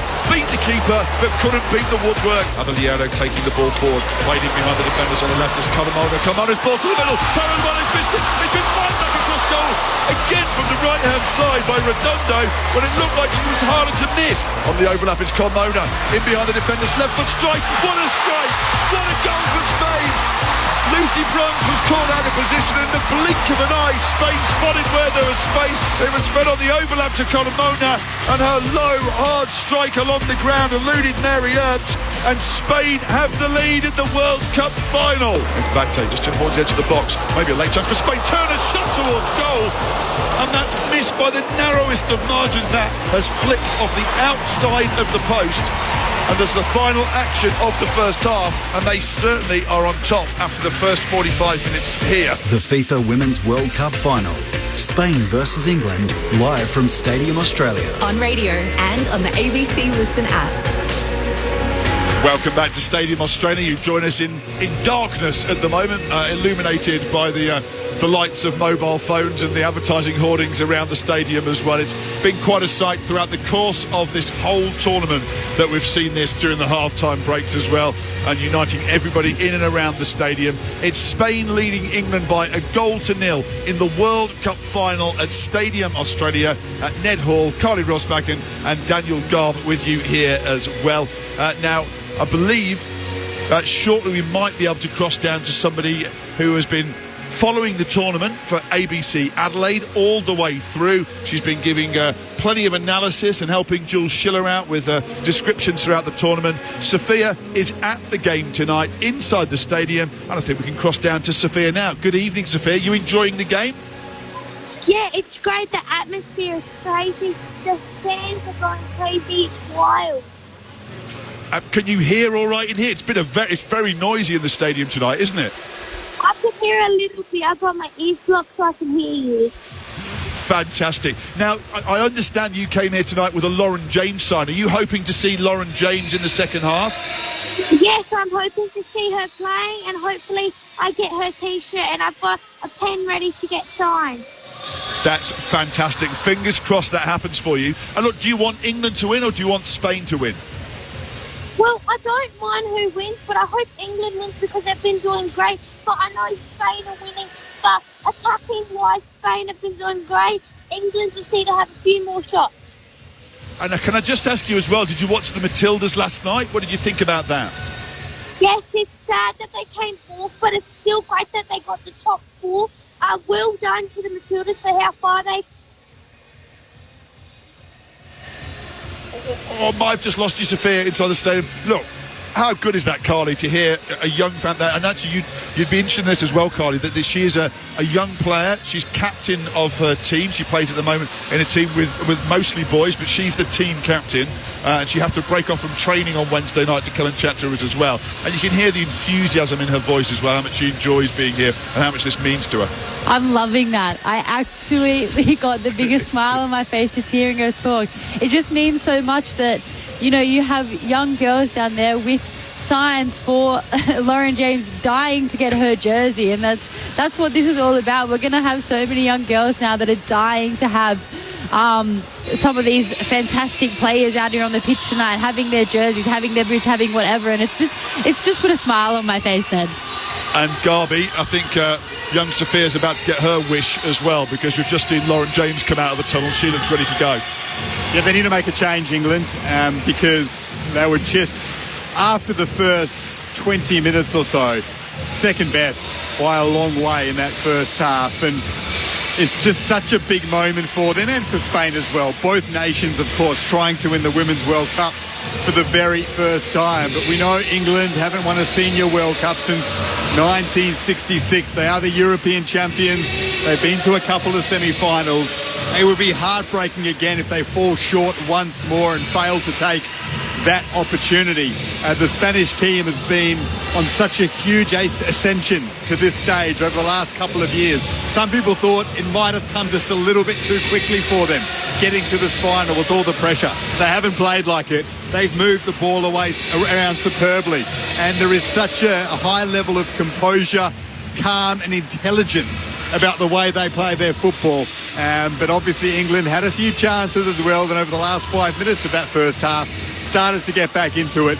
Lauren James set to enter the fray now. We'll wait and see if that can change things up for the English and they can equalise in what is just a gripping final at the moment that everyone inside Stadium Australia, 75,000 people, are absolutely loving. And I think it looks like Alessia Russo here is making way for her, just doing a quick head count as the players made it back out onto the field. A player couldn't spot her as she came out there.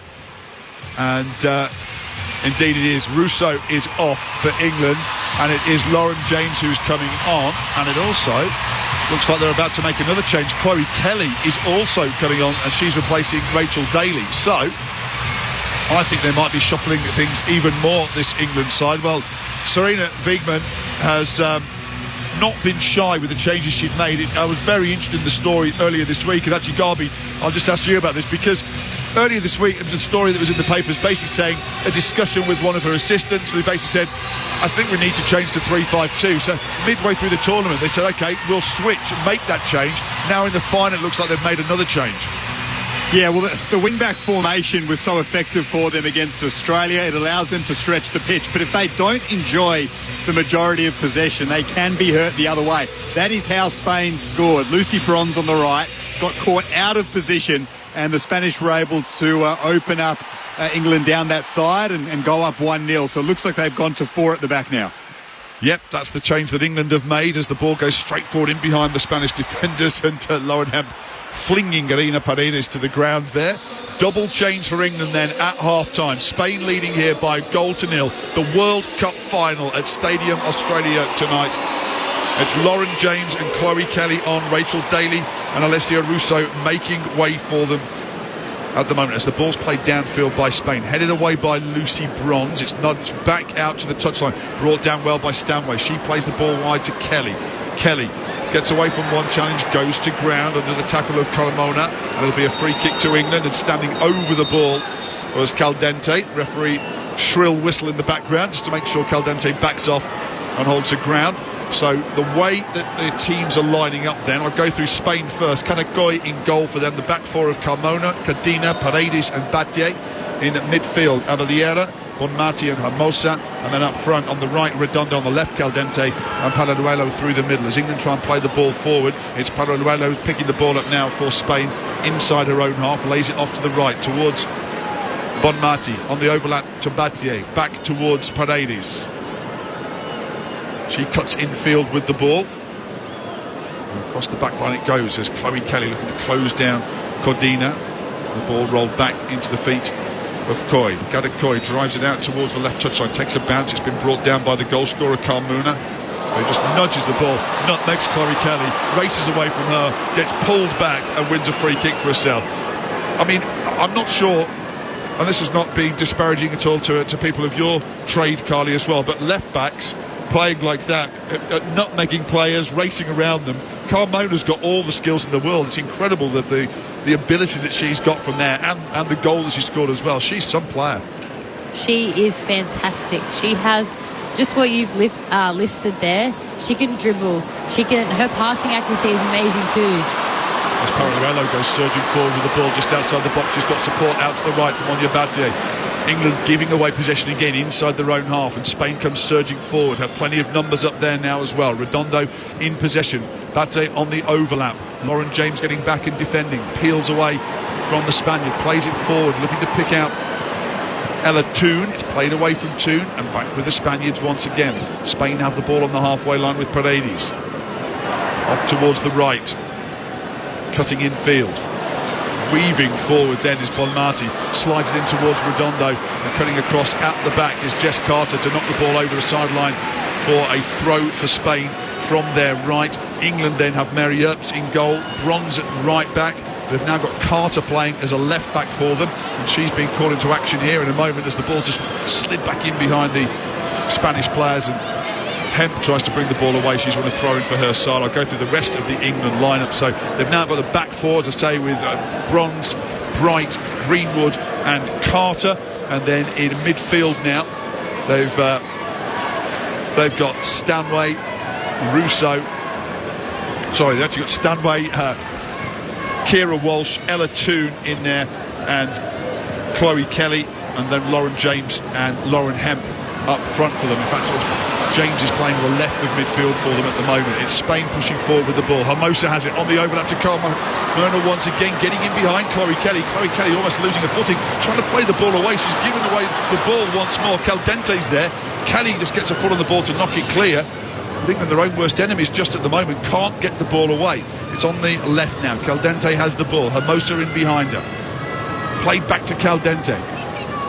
Goes down by Lucy Bronze, and she just nutmegs Lucy Bronze, plays the ball into the area. Bonmati, a little drag back by her, back to Caldente, top of the penalty area, looking for some space to get a shot away. Bronze tries to get the challenge in. Caldente with a shot, and Mary Earps dives and just fingertips it round the corner, and it goes behind for a corner kick to Spain. Spain putting the pressure on England at the moment and putting them on the rack, and Caldente very close then to doubling their advantage, but Carly, for an excellent save from Mary Earps. Yeah, excellent save there from Mary Earps, but Caldente here, she did really well.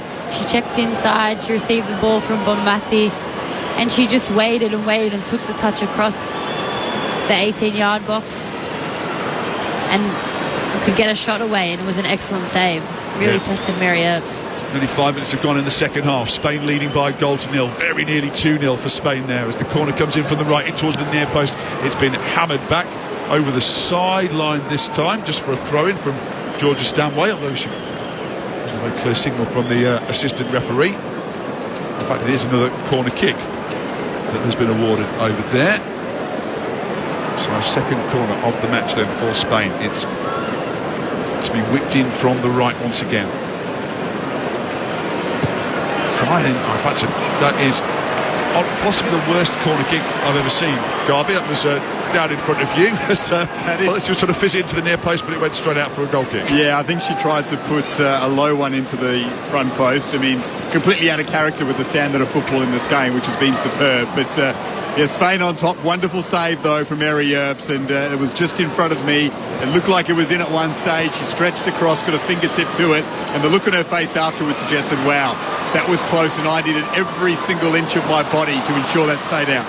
England trying to work the ball forward, then it was laid off nicely by Lauren Hemp, but in the end no one was following up on that to pick the ball up from her, and as the ball's played forward by Spain, Millie Bright's got her work cut out here, tussling with Paraluelo. She's done really well then, Millie Bright. You feel, Carly, that she's giving away a fair bit of pace to the Spanish centre forward, and yet stands her ground well, then just reads the game well and does enough to knock the ball away from her and make sure that she doesn't lose possession.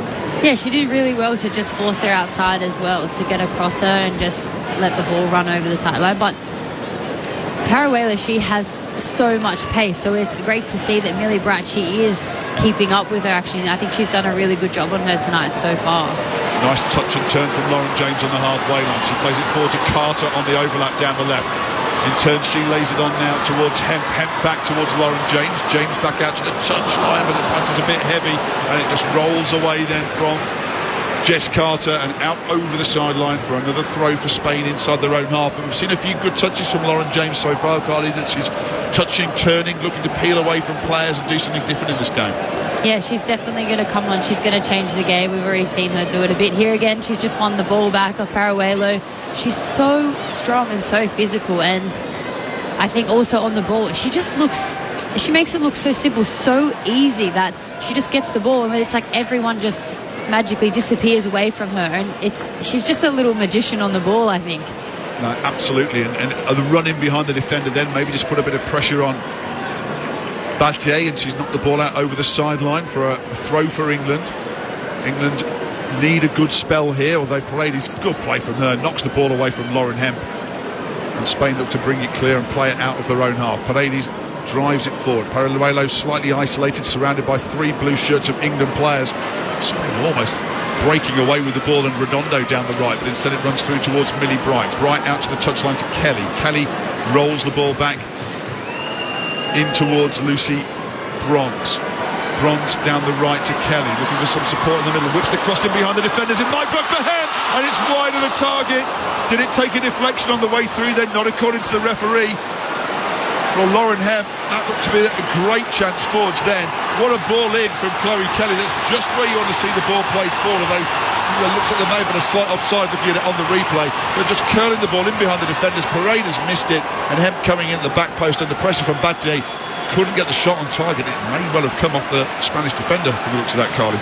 Yeah, I'm not really sure if that actually came off Lauren Hemp there, so that was pretty lucky that they got a goal kick from that. But excellent ball from Chloe Kelly, and an excellent run from Lauren Hemp as well. She's so dangerous in those areas.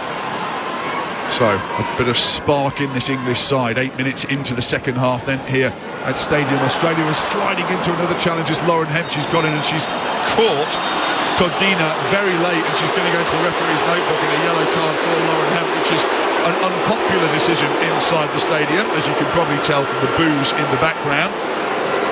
In fact, it didn't look like there was as much contact then as there may have done initially. She slid in with a boot up and her studs exposed, and it was almost a trailing leg that caught Codina, who stayed down on the ground. Just a reminder as well that we've got the SMS line tonight as well, 0467 920 222. And Pommy Dan has been in touch. Good evening, Dan. Listening from Burton Coal Mining Camp in North Queensland. Enjoying the coverage and hope the Lionesses can keep some more possession in this half. Well, they've made a slightly brighter start to this second half, Dan. Bill in Ugara has been in touch as well. So thank you for our amazing coverage during this World Cup. I know he's got goosebumps on occasion, even though he's more of a rugby league man. Thank you, Bill. Glad you've enjoyed the coverage. There's a throw to England on the right-hand touchline, although they're being sent back to take it. Lucy Bronze being walked back by the referee, looking to take the throw in from the right-hand side of the field. Just under the nose of Jorge Vilda, the Spanish coach. Played away from Stanway, though. The long legs of Hermosa in the middle of the park reached highest then to knock it clear. And it's out towards the right-hand touchline for the Spanish inside their own half. With Battier played back now in towards Paredes. Paredes away down the right. Carter just to make a challenge. Then Bob Marty goes sprinting onto it, down by the byline, looks to swing across into the middle. It took a deflection off the legs of Greenwood, and it's another Spanish corner. She's got some pace. We're talking about the pace of Paralluelo, Garby. Bob Marty, when she puts her head down there, she accelerates away. They're getting some joy down there, this right-hand side, the Spaniards. I mean, England have made that formation change, and Lucy Carter's moved to the left, and they're just finding it very easy to break down this right-hand side. And you can see after that corner was given, the English defenders just realising they're up against it again, and it's starting to get tough for them. Trailing 1-0, and Spain getting on top once more. Corner from the right, played in short and along the floor to Hermosa. She stops and takes a touch and tries to race around Stanway, who manages to hold her ground and punt the ball away downfield, but everybody back for England, and it's the Spanish keeper Catacoy who comes midway inside her own half to slide the ball out along the floor towards Carmona. Scorer of the game's only goal so far on the left-hand side of the field. It's rolled back into the feet of Laia Codina. Carmona. Got a forward run here from Paralluelo, the pacey centre forward. Gets a body to the ball but goes to ground, and the ball's been rolled back by Lucy Bronze into Greenwood. Then Kira Walsh. Walsh drives it down the right-hand touchline, looking for Chloe Kelly to get after this one. Kelly will get there. Has she got support in the middle? She's got Carmona in front of her, closing her down. Has to go back up the field in towards Walsh. Walsh forward to Lauren James just outside the box, who's come forward. She wants Kelly to go and make that run down the right-hand channel, but she wasn't moving. Played infield now to Walsh. Walsh with a cross in towards the back post. Carter's there. Carter tries to cut it back. It was deep. She couldn't quite get a foot wrapped around the ball, and Spain looked to play that ball away with Battier. And then Redondo, a little flick past Greenwood. Great mopping up then. Coming across well from Georgia Stanway. Right on the halfway line, goes all the way back to her goalkeeper. And now it's with Kira Walsh. Some better stuff though from England in the build-up on the attack, and it's played in behind the defenders once again. Racing away down the left is Ella Toon. She'll be beaten to the ball though by Paredes, and she chops it over the sideline. It'll be a throw to England, but they're having a bit of success now, Carly, just with those balls in behind the defenders, playing down the left and right channels. Yeah, they're really opening up Spain here. They're trying to get in behind. We saw Ella Toon there. She made that run down the left-hand side, and I think that's where they're going to try to get a lot of joy from, if they can get the ball into wide areas like we see now, Chloe Kelly. If she can get on the ball, whip those crosses in, I think they're going to find a lot of joy. Ball into the middle by Bronze. It bounces away off Lauren Hemp, who's tracking the ball all the way down to the corner flag. And yet again, Carmona stands her ground, plays the ball away up towards the halfway line. England, though, knock it straight back this time. Not it out towards the right touchline, and Bronze will just keep the ball in play.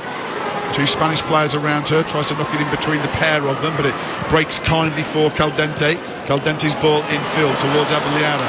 And in this close control over by the touchline, the ball hasn't moved from about a 3 square metre spot recently, and Spain get given a free kick. Then the English fans down below us here don't like that decision, but the referee has given the free kick in favour.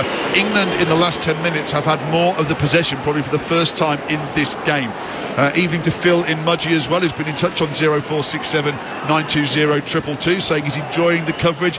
First time listening to us calling the World Cup, and he's impressed with our call so far. Thank you, Phil. He'd like to see Spain put another one in the net. Well, he's not alone in that. Plenty of Spanish fans inside the stadium would like to see them do the same, and it's England going forward at the moment, down the right-hand side, off towards Kelly, down by the corner flag, keeps the ball in play, looking for some support in the middle, crosswards in to the middle, lands on the bar and goes behind. Well, Catacoy was a little bit calm then for me, Carly, underneath that one, as that ball was about to drop onto the crossbar.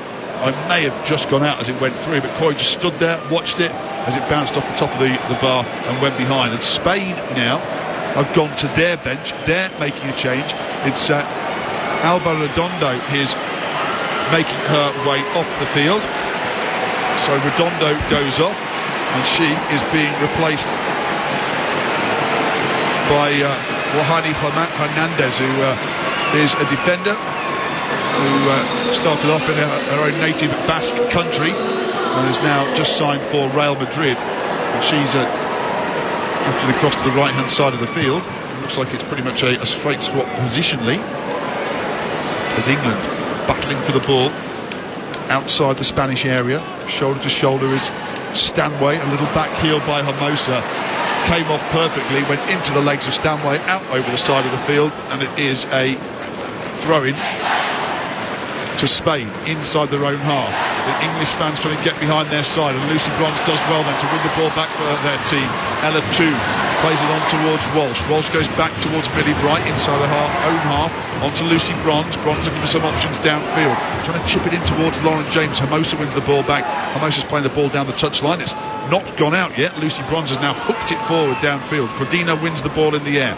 It'll drop now for Hernandez, who's just come on. Her ball forward, though, first touch isn't a great one. It's been picked up by Carter. Onto Walsh. Space on the right-hand side for Kelly if she can get the ball away. But Paraluelo came from nowhere, picked a pocket, plays the ball back now towards Hermosa. And Hermosa, nice play from her, gives the ball on towards Bonmati out of the box. They're backing off as she shoots their foot in. Oh, just over the bar. Aitana Bonmati, the English players backed off her and were almost punished for doing so with a superb left foot strike that just wouldn't come down quickly enough. Over the bar, behind for a goal kick. It's still Spain 1, England 0. But Bonmati, what a threat she poses, Carly. Yeah, and you can't give any players, especially Bonmati, there outside the box. I've seen that many Spanish players score from those kind of areas. They have it in them to do that, and they're very good at that. So you can't really drop off there and give them that time and give them that breakaway from Kira Walsh as well, coughing that ball up, which you cannot do with a Spanish side like this. Ball played forward now through the middle of the defence, and over on the right-hand side, Lucy Bronze was one of the ballers. Georgia Stanway has just caught the Spanish defender as she went running through, who's clutching onto her foot at the moment. And a quick word then from referee Tori Penso. It was shoulder to shoulder there from Georgia Stanway and La Cordina. A fairly robust challenge, and then she did tread on her foot as she followed through as well then. So it's understandable that Cordina is just staying down on the floor after that one. So no doubt she's a little bit sore there. It's been better from England, Garby, in the most recent stages. Just that little tweak in formation seems to be helping them. Yeah, interestingly though, Lauren James is being booed when she touches the football. So the fans here have obviously followed this World Cup closely, and they would have seen that stamp against Nigeria, which ruled her out for a couple of matches, back into the English side and on the field on the second half after being left out of the starting 11. But the fans here haven't forgotten, and she's copying it from some of the supporters for that infringement, to say the least, against Nigeria. Spain looking to attack away down the right. It's the new player on, Hernandez, but Jess Carter read that really well, having switched over into the left-back position now. Carter makes a good challenge there, rolls it back to the goalkeeper. Mary Earps plays on to Millie Bright. Bright drives it downfield, but it's straight into Hermosa, who cuts the ball out, and Spain can break forward once again. Paraluelo on towards Hermosa. Hermosa just casually on the ball, rolls the ball forward into the feet of Paraluelo. Back to Abelera. Away down the left is Bonmati. On the overlap is Colmona, chips the ball into the area. She's still going. She tries to pull the ball back. Might get a Spanish teammate on the end of this. Caldente trying to bring it down. Appeals for a handball. Caldente still going. Paraluelo's there. Right foot strike. It balloons in the air, goes wide of the target, and it's gone behind for a corner. And all of the Spanish players in there are appealing for a handball. There's no question here that VAR will be looking at this one. The Spanish bench has erupted. They're all shouting and pointing to their hand. But I think we should realise by this stage of the tournament, VAR will be looking at this and coming across then. It certainly looks, well, there was an arm wide then from the body of Kira Walsh. I'm not sure how much contact there was on the ball. There was. It definitely touched the ball right in front of the referee. I think VAR may well be having a look at this, Carly. What's your thoughts on it? I think they have to look at this, to be honest. And there is on the big screen a VAR penalty check. And it could be a penalty going the way of Spain here. Well, if it wasn't tough enough for England already, a penalty could be given against them. Tori Penso to have a look at this. Plenty of debate and discussion taking place inside the penalty area. And the Spanish officials and subs all down on the bench, all shrugging their shoulders and turning around. But this is the standard policy and the standard procedure through the course of these tournaments, that this is what will be happening. There wasn't too much on that with the handball, but you can see that it was in an unnatural position. I would say that it could be in an unnatural position. Just brush the fingers though, so they're going to have to look at this very closely, but I think it could actually go Spain's way and it could be a penalty. Well, the España shouts are starting up behind the Spanish dugout. As I say, I think that's friends and family of the team, and they're being encouraged to make more noise by those down in front of them in the dugout as they stand to their feet. This is a long VAR check here over this possible penalty. And I think there's word now in the ear of Tori Penso, and she is going to look at it on the screen to the side. And that generally means one thing when the referee goes racing over to the side of the field to look at it on the special monitor at the side of the field, and that is that the decision will get changed from what it was. So Tori Penso wanders over to the side of the pitch. There's the special monitor set up for her to look at it now. And there's no question that there was contact with the arm of Keira Walsh, and it was bouncing up. It was slightly away from her body, but there wasn't a lot of time for her to get her arm down or get it back. But that's the way players have defended now. And notice Millie Bright earlier on taking the ball in the face, and she got both her arms back behind her body as she went in towards the ball. So if your arm is out wide from your body, you'll generally find the decision goes against you. And Tori Penso having another look at this one. I think this is the angle that shows it just flicks off the fingers there of Keira Walsh. And discussion taking place with the players out on the field, the England players standing together and the Spanish players, a little huddle as well around, with Lucy Bronze standing chatting to a couple of them as well, Barcelona teammates with a few of them. And Tori Penso taking a long old time having a look at this decision. Several different angles here as well. But you can see here that it does look like she leads with her arm a little bit, and it was intentional. It looks like she was going into the player intentional a little bit and she got the ball, but for me it looks like she does lead with her arm a little bit and is trying to intend on obviously not touching the ball, but something there. It's a big call for referee Tori Penso. No wonder she's taking her time. She's a referee in a World Cup final. The whole stadium has eyes on the referee to see the decision that she makes now. There's jeers ringing around the stadium about the time it's taking, but here comes Tori Penso now. Hopefully we'll be able to listen in to what she says as she walks back out onto the field and make her decision clear here. So here is After review, there is a punishable handball by number 4. Decision is penalty. A punishable handball by Keira Walsh and a penalty in favour of Spain. The Spanish fans jubilant, the Spanish bench jubilant too, and it's a chance for them to extend their lead here, and it'll be Jenny Hermosa who will step forward to take the penalty for Spain and try and make it 2-0. Now Mary Earps in the English goal has been the hero for them in the penalty shootout against Nigeria. Lucy Bronze is putting herself inside the penalty area, just trying to make a nuisance of herself, chatting away with the Spanish players. The referee is waving her out of the box. Earps is standing in the back of her net at the moment before she comes walking forward. The tall figure of Jenny Hermosa. 3 goals in this tournament so far, all ready for her. Currently playing her football in Mexico. The leading goal scorer for the side. And I'm seeing Lucy Bronze is pointing at the ball because it's not on the spot properly. The ball's in front of the penalty spot at the moment. Lucy Bronze has pointed that out, and the referee says you've got to move it back and put it on the spot. It's barely on the spot now, but the referee has adjudicated that that is okay. 51 international goals for Jenny Hermosa. She stands at the top of the penalty area. Mary Earps stands with her hands raised above her head. Cheers ring out around Stadium Australia as Spain look to double their lead. The whistle in the mouth of Tori Penso. Hermosa steps up, takes the penalty. It's been saved brilliantly by Mary Earps. She dives away to her left and made it look like the simplest thing you can imagine. clutched their hands around the ball, made a brilliant save, and that might be a lift for these English players. Lucy Bronze went racing downfield, jumping and punching in the air, and the England players and fans celebrate as though they had scored. What a great save that was, Carly, from Mary Earps. That was unbelievable. She knew exactly where it was going. That was probably one of the best penalty saves that I've seen all tournament. Oh, Chloe Kelly goes downfield now, and the ball's been headed away by Katakoi. The flag has gone up on the right-hand side of the field.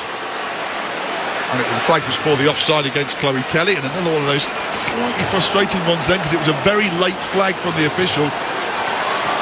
As we just watched that again, it was right down at your end of the field then, Garby. What a save that was from Mary Earps. Brilliant from Mary Earps. She's one of the best goalkeepers in the world, and that is exactly why. Not only is she excellent, she loves the big moment, and she's an energiser for this England team. You watched her straight afterwards, pumping up her team, looking at the crowd, trying to get them going. Lucy Bronze as well, starting to rev up the crowd. The stadium exploded after that penalty save. It might have been just the best thing for England just about getting that penalty, if they saved it, which they did, to try and get them mentally back into this game. They've got about 25-30 minutes in order to find an equaliser. Lauren Hemp trying to get in behind the Spanish defenders, being muscled out of it by a couple of them, and Cordina standing in front of her, and Katakoi, great skills from the goalkeeper, with Hemp bearing down on her, just turned away from her, jinked back in field, and calmly, as you like, played the ball away. This has just ramped up a few notches here in this World Cup final off the back of that penalty save as England try and get themselves back into the game. Spain win possession back. Lauren James with a strong challenge in the centre circle, colliding with a Spanish midfielder, Hermosa. Long ball played downfield, and again Chloe Kelly has got herself in an offside position on this right-hand side of the field. But when she's got the whole defensive line to look along, Carly, that's very frustrating. By the way, the boos around the stadium because another Spanish player has gone down. Again, Laia Cordina has gone down on the ground. She's slapping down at the floor, and the referee says the physio team can come on and give her some treatment. So she's getting some help out there. I didn't see an awful lot happen in that particular incident, but going back to that with Chloe Kelly, it is frustrating for these players because when the ball's out in that wide situation as an attacker, you should be able to see across the defensive line and not keep getting yourself offside. But that's about the third time now Chloe's been found offside. Yeah, exactly. When you're a winger, you're playing out wide, you have the whole line that you can look across, and you shouldn't really be getting offside that much, especially if you're looking at the timing of the pass, timing of the runs. And Chloe Kelly, this is the third time, and she's only been on for the last 25 minutes, so it's something that she has to keep looking at, because if I was an English player, I would start to be getting a little bit frustrated with it, just time your run, look across the line, like we need you to be on, because when she is on time, she can get the ball, she's so dangerous, so she just needs to watch that a little bit. Yeah, absolutely. As couple more SMSs have come in. Good evening to you, Richard. Your nice words as well, saying you watched the first half of this game on TV, but now listening on ABC Radio. Welcome, Richard, and saying he's enjoying the commentary more on the radio than on the TV. And good evening as well to Ants11, regular listener as well. He's tuned in via the app. And thanks for the wonderful coverage for the whole of the Women's World Cup. Proud of the efforts of the Matildas through the course of this tournament, and he always loves his ABC Grandstand footy family. Really enjoying the coverage. We're really enjoying bringing the coverage to you. It's going to be a sad day tomorrow when there's no more football matches coming up, and Cordina has gone off the field of play. She's had treatment. She can't continue in the match, so the central defender has gone off, and that's another blow really for the Spanish here, with another forced change at the back. Ivana Andres has come on off the bench, and the Real Madrid defender takes up her spot in the centre of the Spanish defence. They lead by a goal to nil. England pressing to try and get back on level terms. Ball played forward to Kelly on the right. Good touch and turn from her. She gets away from Carmona, who cuts in behind her. Ball played forward, breaks kindly for Ella Toon. Toon trying to lay it on towards James. Back to Ella Toon, just outside the box, but tracking back with Hernandez, who comes away with the ball. Hernandez, though, no support. James puts some pressure on her. It's been knocked out over the sideline. It's another throw for England. England working hard. They're chasing hard inside Spanish territory. And they've got a throw in on that left-hand side that Jess Carter will take for England. Ella Toon did really well there. I think she could have actually maybe even taken the ball a touch past the defence line. Instead of cutting back in on her right, she has the pace, she has the ability to do so. She just needs to back herself. Ball played away by Spain, but only as far as Lucy Bronze, who goes for a shot from a long way out, but instantly raises her hand in apologies, realising she probably shouldn't have gone for that one from back there. The ball went sailing away. We've had 74 minutes. I'm not sure where the second half has gone, to be honest. It's flown by this second half. Hadn't looked up at the time for about what I thought was about 3 minutes, and we're still at the 74-minute mark with Spain leading by 1-0. It's drilled forward by Katakoi. Finds its way through to Paraluelo. Lays it off nicely towards Hermosa. Hermosa trying to give it back towards Paraluelo, but Lucy Bronze gets back well. Gives it back towards Mary Earps, who punts it downfield. Kelly takes it on the thighs nicely and drills back into her own half. Dances away past a couple of challengers. Gives it on to Kira Walsh. On to Greenwood now. England need to play with a bit of pace and a bit of tempo here to get in behind this Spanish team. It's with Carter. Lauren James drifting out towards the left-hand side of the field now, but the ball's gone back in towards Greenwood. James has got some space if they can find the ball too. It gets towards James now. Closed down quickly by Battier. James cuts away from her and surges downfield. Lays it off to the left towards Hemp. Hemp's cross is deep into the box. Looking for Kelly. It's been played away by Carmona. One in the air by Walsh. It'll drop now for Greenwood. Hemp sprints back to get onside. She's got herself onside. She's got the ball now into the box towards James. James in on goal. James shoots. It's tipped over the bar by Katakoi and behind for a corner kick.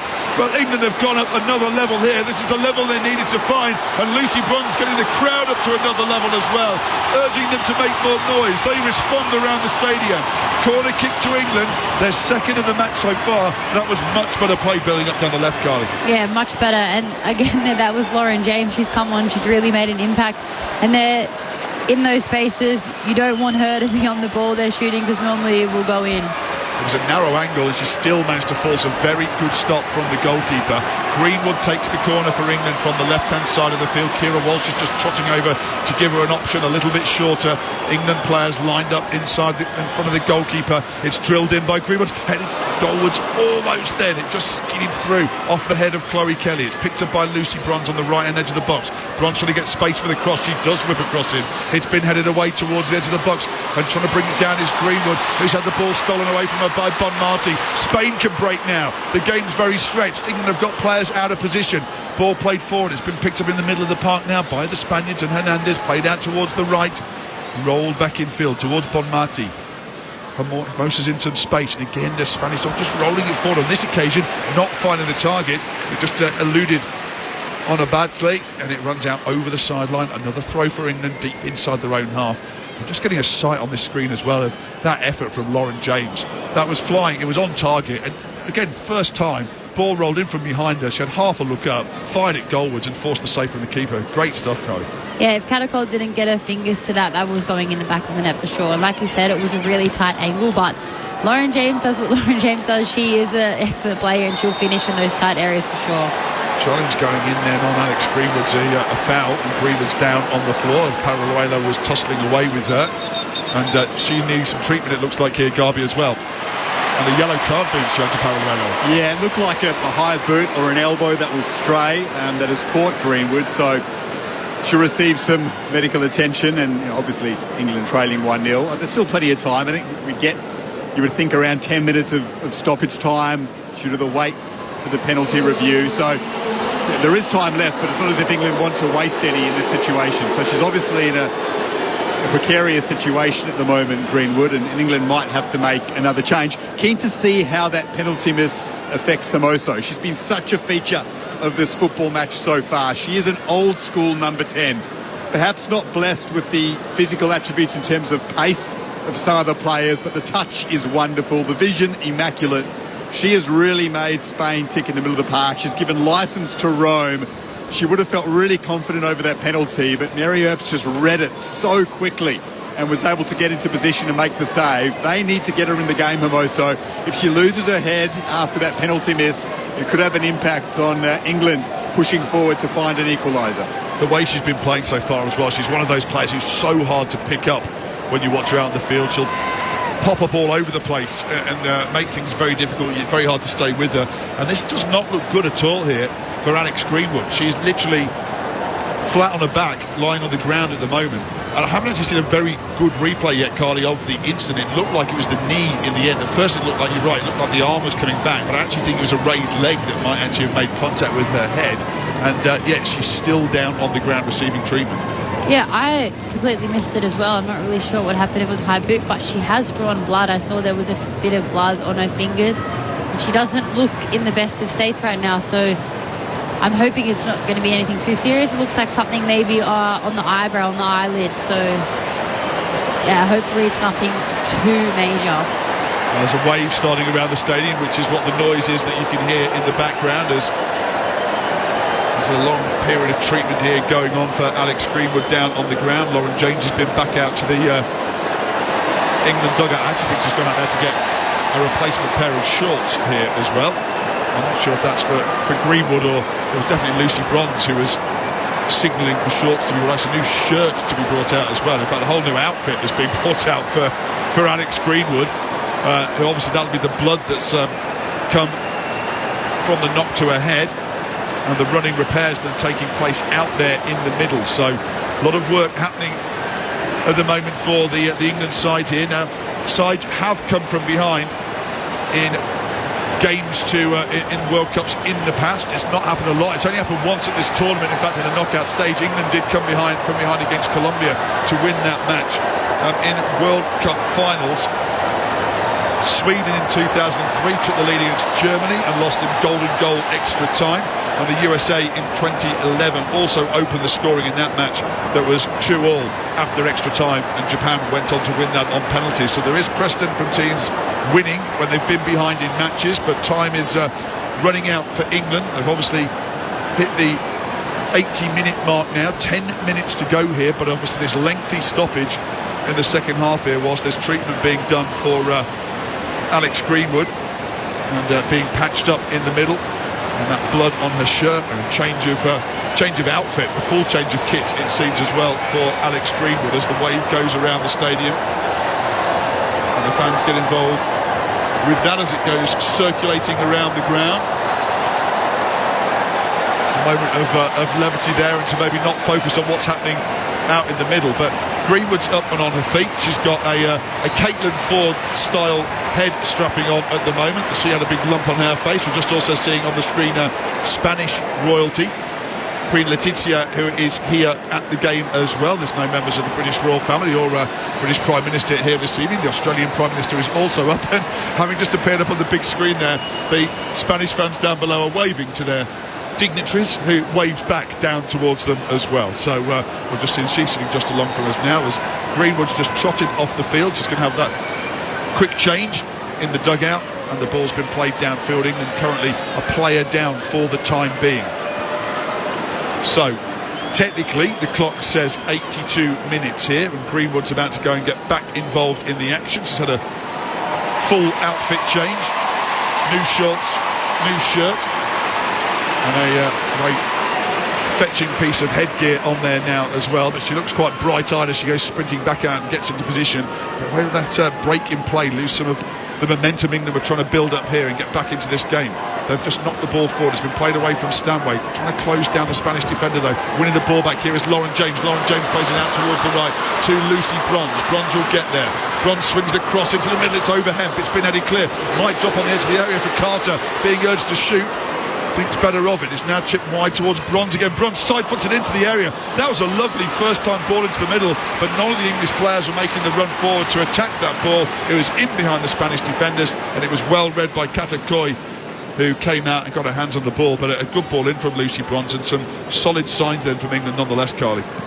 Yeah, it was a great ball. I don't think they expected her to actually hit it in first time. A lot of them looked like they were running back to get onside, so then I think they thought she was going to take a touch down and bring the ball down, but that was a great ball in, and they really need to be switched on for that, and they need to expect that from her, because I have seen her do it before, and if they were ready for that, is such a dangerous ball where they put it into. Lauren James with the ball just outside the area. She's been brought down by Carmona. Has she? No, not according to the referee. There's fans around the stadium up in arms that Tori Penso wave play on there. James thought she should have had a free kick. Nothing was given. Millie Bright goes in and makes a strong challenge, plays the ball down the sideline. Is it a throw for Spain or England? It's a throw for Spain, which will be taken here by Colomona, their goal scorer. Replay of that one once again. It was Carmona who came in behind Lauren James and just wrapped the leg around in the challenge. She was probably a little unfortunate not to get a free kick then, Lauren James. Wasn't the worst challenge, but there certainly was contact made. There's lovely skill from Bob Martin to peel away from Toon. Swings the ball out towards the left, where it's the forward run from Caldente. Support infield from Hermosa. The ball's just in behind her, and quickly reading that one was Georgia Stanway. There's two Spanish players down at the moment. England looking to bring the ball away downfield. Played forward to Lauren James, just on the halfway line. James away from one chance. She's been pulled down, cynically pulled down as well at the back by Abeliana. And Spain will get some treatment on now for Hermosa. And Lucy Bronze is having plenty of words with the Spanish coach on the sideline there as well, as he's looking to make a change. The fourth official intervening down there. But Hermosa is finally getting some treatment out there, but it's getting a little heated out in the middle. It helps as well when one of your players does speak the other team coach's language, as Lucy Bronze does. And Vielda is being very vigorous in his instruction giving down on the sideline here as well. We've had 85 minutes played here in Sydney. It is 1-0 to Spain. Another change is going to be made by Spain shortly. We'll see whether that's Hermosa, who was definitely caught then, Carly. There's no doubt that she got caught by Georgia Stanway. It was an accidental challenge, and Stanway had won the ball previously. Yeah, she did come in quite hard there, Georgia Stanway. She has been doing that all night. She just got a little poke in her ankle. And it did look like a hard challenge, to be fair, but it looks like Hermosa, she's walking it off and she'll be right. Although they are going to make a change soon, and it's going to be Alexia Putellas who is about to come on off the bench.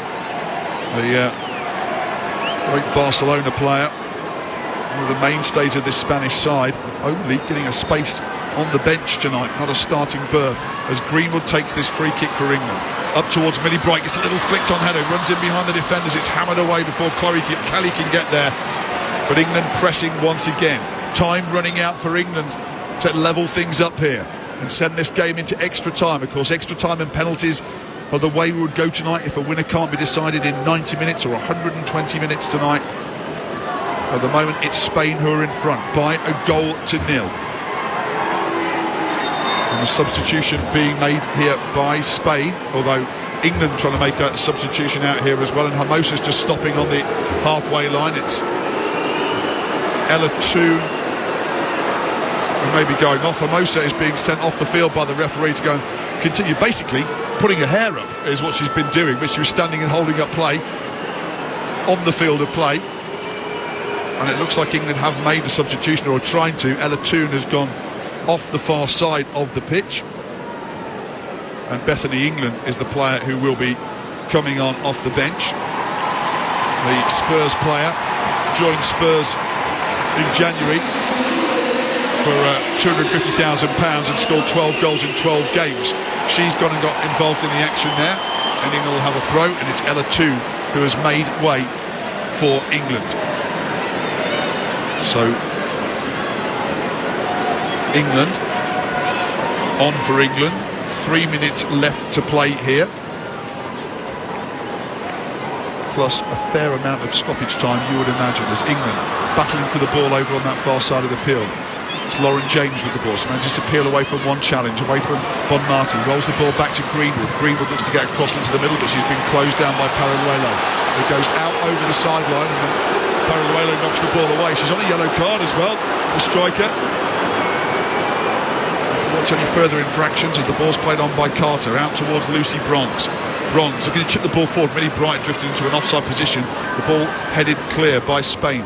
Greenwood lays it out to the left-hand touchline where Bethany England collects it. Back towards England, it goes out over the sideline so you can take a throw in. Leaves it for Greenwood, looking for some movement downfield. Millie Bright is basically stationed on the edge of the penalty area now for England. Back towards Greenwood, who's going to just chase and keep this ball in play. Looks to play it across the top of the centre circle, does Jess Carter, onto Lucy Bronze. England have plenty of players forward now. Bronze goes forward, looks to launch the ball in towards the edge of the box where Millie Bright is stationed.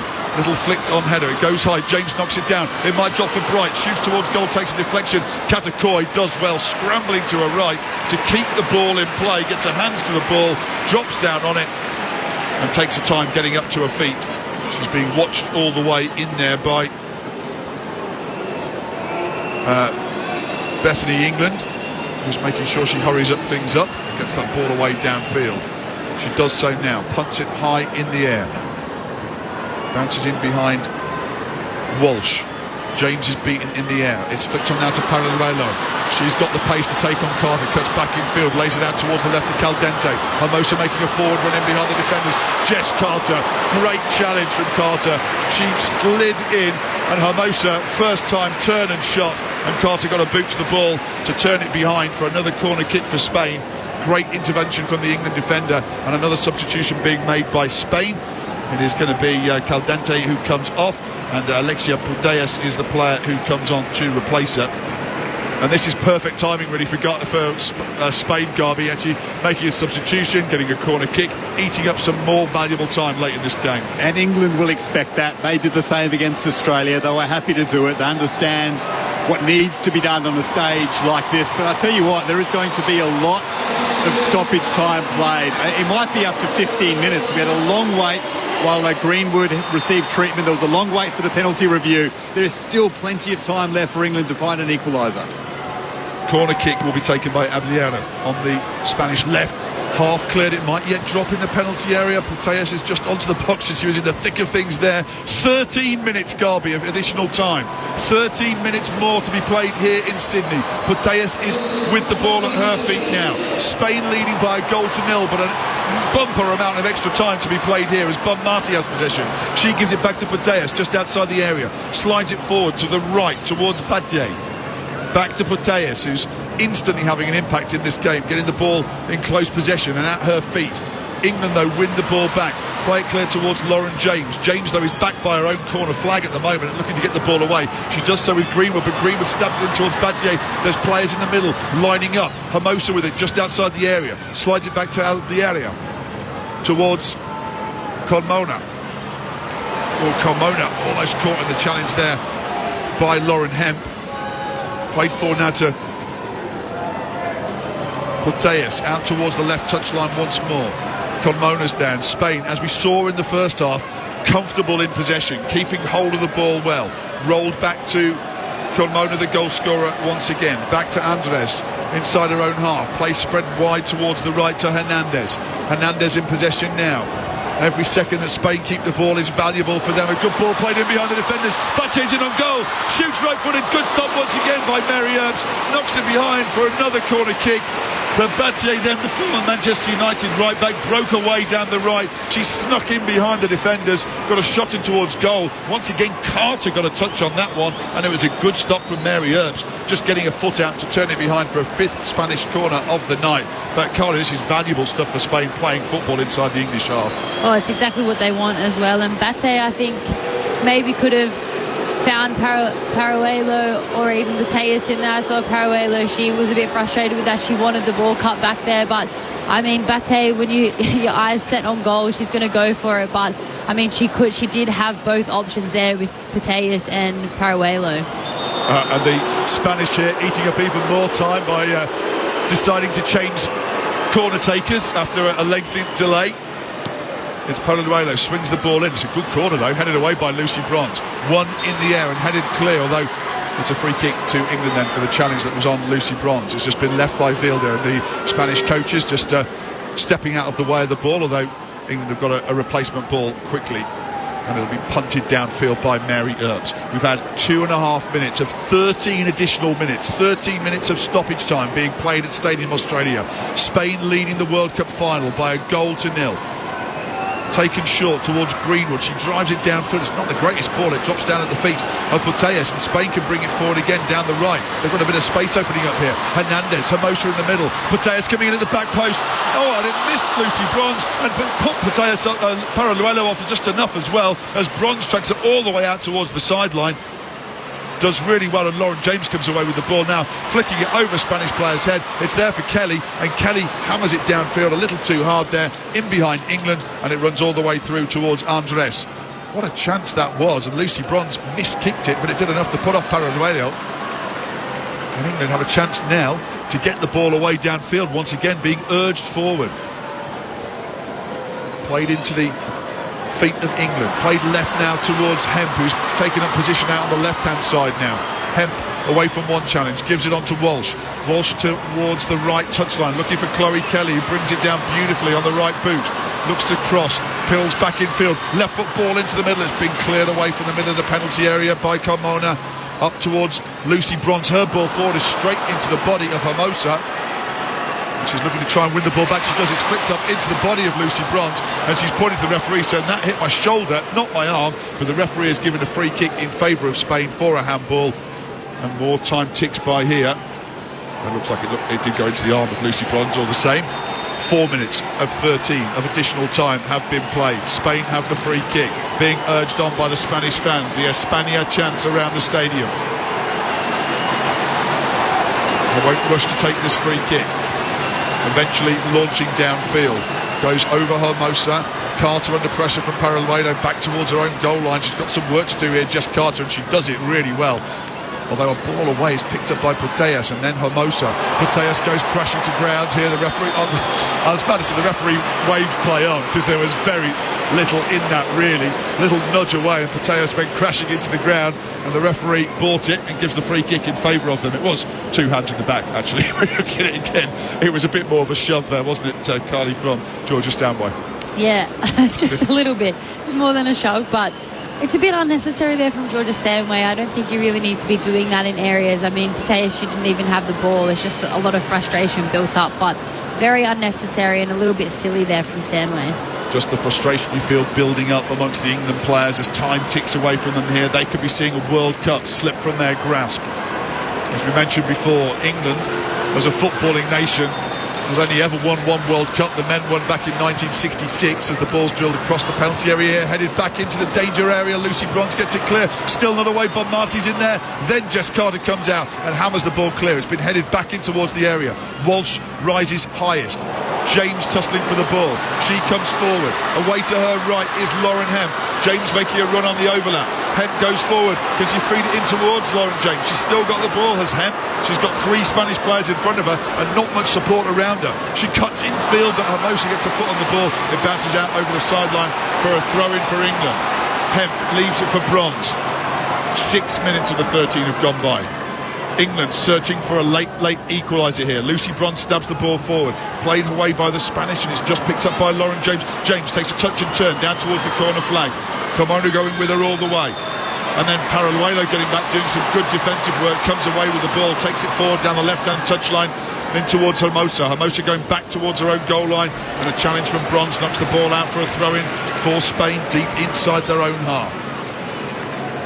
Spain, who hadn't qualified for a Women's World Cup before 2015, playing only their 3rd Women's World Cup tournament, could be about to lift the trophy here. They lead by a goal to nil. Time's running out for England. Carmona has the ball, knocked out over the sideline again by Keira Walsh. And the challenge, just I'll set Stanway on this occasion, throw in for Spain. Again, they're taking their time, as Garvey mentioned, as England did the other night when they were playing against Australia.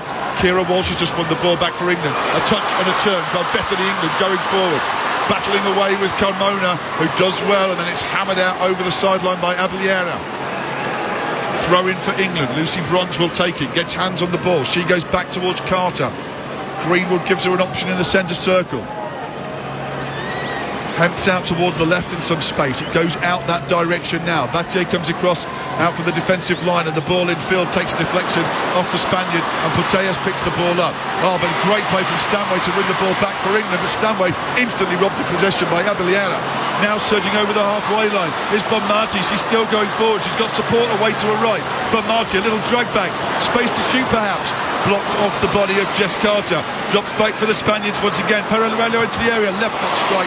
Blocked by Bronze. But again, at the expense of a corner. And they are doing everything right here, Spain, Carly, just to keep England pinned back. When they have a chance, they're really making the most of it. And getting a corner kick just eats up more time. Yeah, and you can see the burst of acceleration there from Bonmati. She's the one that started that. Getting away from the player. She is so quick. And just a little turn in to get a shot out, and then it ends up falling for Paraluelo, who hit it quite nicely, to be fair, and I think it's gone in Spain's favour for a corner anyways. So once again, the corner kick will be taken from the right. Abeliera will take this corner kick and swing it in right-footed. Most of the Spanish players, though, by the way, there's only a handful are in the penalty area. It almost picked one of them out then, and that's a good result for them. I think once again it's going to be another Spanish corner. The referee says yes, it is a Spanish corner. They only had 3 players in the penalty area, and Paraluelo at the top of the box. 3 England players are staying up outside of the danger area. and Paraluelo will go across and take this. We've had nearly 9 minutes of the 13 of additional time, and Spain have got through it so far relatively comfortably. England have not been able to create very much so far. It'll be Paraluelo with the corner kick. Once again, 3 Spanish players inside the penalty area, and that is it. 5 back on the halfway line and 1 standing just outside the box. Paraluelo swings it in towards the danger zone, and it almost found its way through, then on towards the head of Paredes. It drops down for a goal kick, and you can hear the England fans then urging their side forward. Closing minutes of the extra time here. England still trailing by 1-0. Mary Earps to try and hammer it away downfield. Earps gets behind this ball. Lucy Bronze gets her first contact with the head. Nodded on, goes in behind Paraluelo. It's been hooked forward then again by Putellas. Jess Carter's there. She hooks it forward. Millie Bright will get underneath this, although she's been beaten in the air by the first challenge. Then Lauren Hemp tussling away for the ball down that right-hand touchline. Carmona knocks it out over the side for a throw into England. Thrown forward, brought down by Hemp. She's away from one challenge, knocks it infield. It's not going to fall all the way through to Greenwood though, and surging away down the right, it's Hernandez. Hernandez surging forward. She's got some pace, she's got very little support. She's got the ball on the right-hand edge of the penalty area. Greenwood's gone back with her all the way, and Greenwood has made a sensational challenge to slide in and cleanly steal the ball back for England. But England do have the ball deeply back in their own territory. Over on the left, now played into the middle of the park and played towards Jess Carter. 10.5 minutes have passed by. A long ball played downfield. It drops down onto the body of Bethany England. A little back heel from her, looking in towards Lauren Hemp, and played away by Spain once again. It was unnecessary. She could have taken the ball forward then, Bethany England. She had space in front of her, and Spain have the ball back. England win the ball back quickly though, although the referee has given a free kick in favour of Spain for a challenge on the halfway line, which once again has left the Spanish player down in a heap on the floor. And it's Hermosa who's spent more time recently down on the ground, as he did once again get the boot of Chloe Kelly on top of her foot. So it was a justifiable decision then from the referee to give the free kick in favour of Spain. This is manna from heaven, Spain having these stoppages late on in the additional time here. 13 minutes added on, 11 of those minutes have passed by. 2 minutes away from a possible World Cup win, and a chance maybe for Paraluelo, although Jess Carter gets back, does well there with the ball, battling with Paraluelo, who's conceded the free kick. This might be the last chance saloon for England here. There's a free kick for England. Mary Earps has taken it from a long way downfield from where the event took place.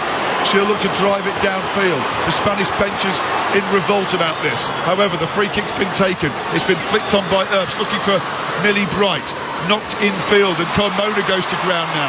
Another strong challenge going in. Lauren James tries to come away with it, and Spanish players dropping like flies at the moment, down on the ground inside their own half, not in any rush to get up. And there might be another lengthy delay here. We might be playing a little bit more than the 13 minutes of additional time. Carmona's still down. The referee's not in a rush to let the trainer out onto the field of play. So play will have to continue without treatment being given to the Spanish goal scorer, Olga Carmona. A great strike it was. One that could be deciding the World Cup. Spain lead. There's chaos in the Spanish technical area, with all the substitute players up and about and on their feet at the moment, urging on the final whistle here. Ball played downfield, it goes out off the head of Hermosa. It'll be a throw into England. Lucy Bronze will take it. She launches it forward. Right down the touchline it goes. Millie Bright tussling for the ball, keeping it in play. Lauren Hemp goes past her. Hemp away down the right. She's got some options in the middle here. Hemp's cross comes in. It's been headed clear. It might yet drop for Millie Bright. Might yet drop for James. It's been punted away, and it goes out over the sideline. It's another throw in for England. Down on the ground is Abilera. The referee's called a halt once again to this and saying, hang on, it's another stoppage here. It might be a blow to the head. There's boos ringing out around the stadium. 13 minutes is officially up of the stoppage time. We're still playing here. We might be playing for a few more minutes yet. I was well headed away by Battier again inside the Spanish area. Abilera is up and on her feet, and play will be continuing very shortly. It's going to be a throw into England. Jess Carter will take it. She'll look to launch it long into the box. Everybody's in the penalty area, apart from Mary Earps. It's into the area. It's been headed away. It'll drop for Stanway. Hooks one in behind the Spanish defenders. It may yet drop at the back of the box for Kelly. It doesn't, but it runs behind for a corner kick for England. Late pressure from England. A late chance coming up here, and Mary Earps is going to join the attack. She's racing forward into the penalty area. The English keeper is up from the back. This might be the last chance of the World Cup final. Corner kick for England from their left. It's swung into the danger area. Katakoi comes out and takes it high above her head. A majestic take from the Spanish keeper. And that is it. That's the last action of the World Cup final. Spain are world champions. Carmona's goal separated the two sides in the first half. Spanish players dropped to the floor in absolute ecstasy, and England players do the same, but for the exact opposite reason. They look deflated. They came in here with an incredible record in competitive matches. They beat Spain on the way to winning the European Championship last year, but Spain take their revenge in the World Cup final. Spain are the champions of the World Cup in 2023. Spain 1, England 0. What a finale, Carly. What an excellent game. I mean, I think Spain, all credit to them, they deserve this. They deserve this, the win of this match. They took it.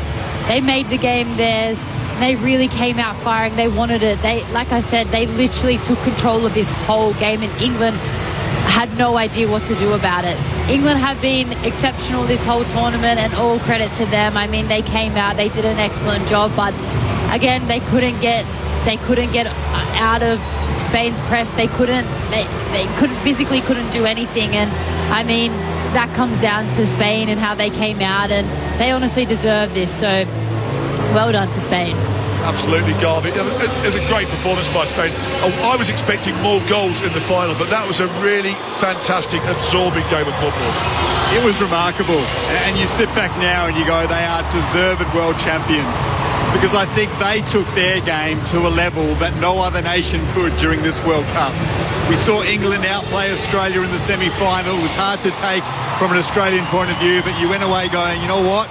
They were the better side. They had a few more threats. It's the exact same sentence here. Spain just moved the ball that little bit better. They held on to it with a bit more composure and a bit more class. They were able to move England around the field, and they are world champions for the very first time. England are devastated. This group of players wanted this so badly. Mary Earps in front of me. You can see her running back after that corner, the last chance England had. When the final whistle went, it hit her, and she started crying almost immediately. She's on her haunches at the moment. She can't move. Teammates around her. It's devastation for England, who have gone so close so many times, but again have failed at the final hurdle. But they did so to a team that was simply better. And Spain are the champions of the women's game.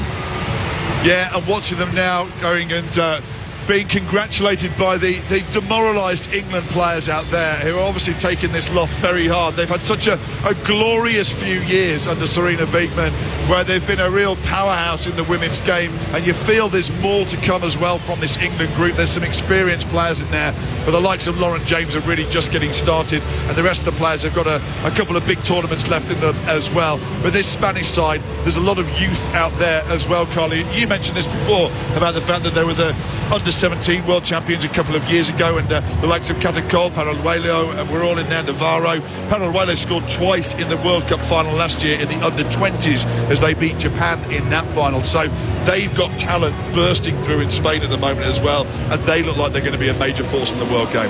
Oh, it's unreal. And I think this Spanish team as well, over the last couple of years, they've been building towards this. They've got their squad, they've been fostering in players, and they're really, I think, like I said, they've deserved this. They have had a clear plan. It's been a years underway, but like you said, they have young talent coming in all the time, and Paraluelo is a clear example of that. She played phenomenal tonight, and I would be very surprised if she didn't get Young Player of the Tournament. Yeah, so we are going to see a lot of awards handed out at the end of the night here tonight. They're building a fairly large stage setup. In fact, they're just bringing more and more parts of that out onto the field of play from down in the tunnels away to our left. So there's a little gap here before those players get their medals and get through the official presentations out there. And I'm just watching away to the right the England players and Serena Wiegmann holding court in the middle of that group of the England team and the whole England setup there, and speaking to them about the tournament they've had. It is. We were talking before a lot of times about the fact of losing in the semi-final is really hard to take. You want to be here on the final night of the tournament. You want to be here at the very end of it. This will be a really tough loss for England, but again, one of those when they'll look back on this afterwards and think they can be very proud of their efforts at this tournament, the way that they've played. They were written off by a lot of people before this tournament with no Williamson, no Kirby, no Beth Mead, and then they had midway through this, Kira Walsh went off in one of the matches too. Looked like she might be out for a while with an injury. So they've battled all of that all the way through the tournament, and yet they've made it through to the final, and they've come so close against Spain.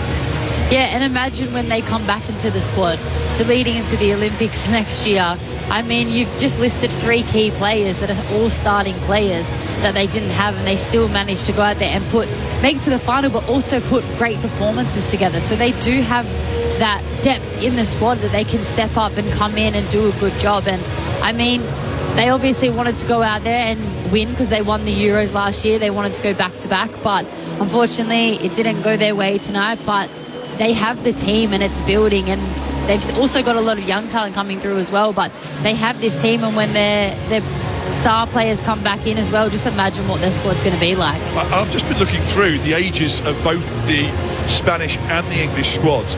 There are not a lot of players in there. We've seen some older players playing in this tournament, the likes of Christine Sinclair still going to 40 years of age. There are not a lot of old players in this side. You look through the Spanish side, and Jennifer Hermoso at 33 is their oldest player. And other than that, there's only Esther Gonzalez who's in there in this squad, and Irene Paredes are the only other players over 30 in that squad. So this squad's going to be around for a long time. You look at England, Mary Earps is 30 years of age, Lucy Bronze is 31. Other than that, the rest of them, Laura Coombs, who we've not seen a lot of, and Jordan Nobbs is 30 and 32 respectively, and Rachel Daly is 31. So a couple more over 30, but still, most of them are around for another tournament cycle. You feel could still be here in 4 years' time when there's a next World Cup. So even this England squad, they've got a lot more left in them.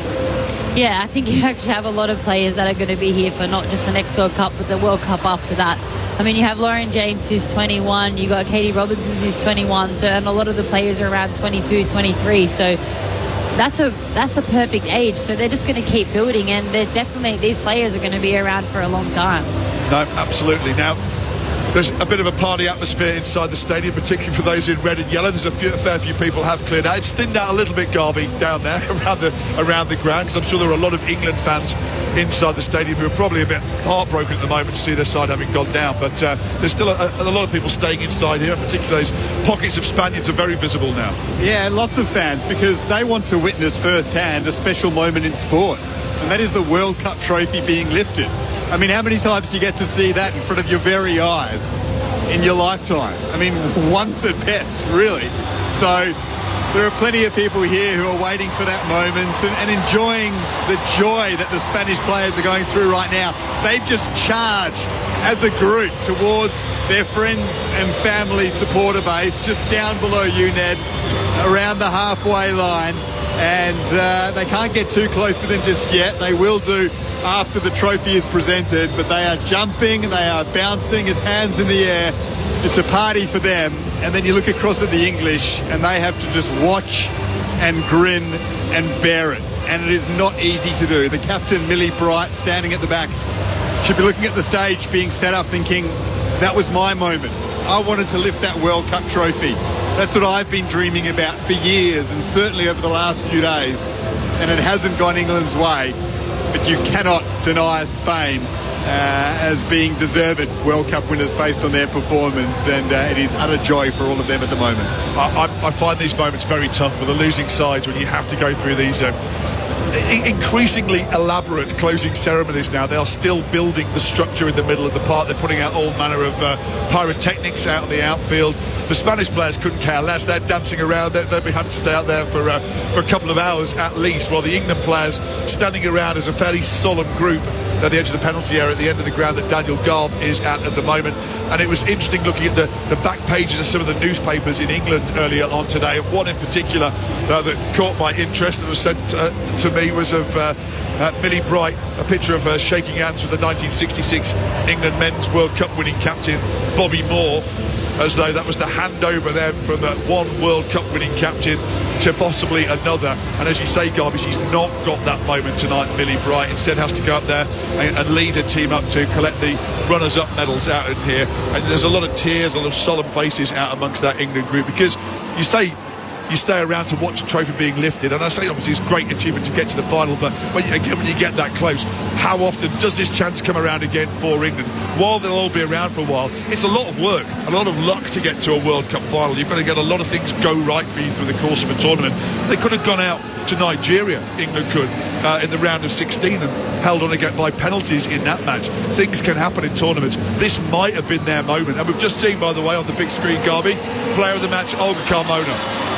She was outstanding, the left back, the captain of Spain, scored the goal, but she didn't get player of the match because of her goal. I mean, she was able to, along with so many others, set the tempo in this football match. You know, they looked to her as an outlet on the left-hand side to put her foot on. She cut in when she had to. She rolled the ball back and started again when she needed to as well. She was a wonderful leader for this team. What a moment for her. A 1-0 win in a World Cup final, and you've scored the winner as skipper. Just unbelievable for Olga Carmona, and she's going to have the very best moment of her life in a few minutes' time when she lifts the World Cup trophy. No, absolutely. Now, we'll let you know we will be with you for the rest of this hour until 11 p.m. Australian Eastern Standard Time. All of the post-match presentation and reactions from here as well, and a bit of a look back as well over the past 4 weeks. It's exactly a month. It was the 20th of July that this tournament got underway, and the very first match that was played here was Australia's victory that they had against Ireland, winning by 1-0 on the very same day the first match was played over in New Zealand. There's a lot of football has been played over the course of the last month, and a lot of journey has been had by people all around the country, seeing this game grow and seeing more and more focus on this game here, and a love for the sport growing as we watch this army of photographers being led in their little sheep pens from either end of the ground to come and take photos of the official awards ceremony out on the field.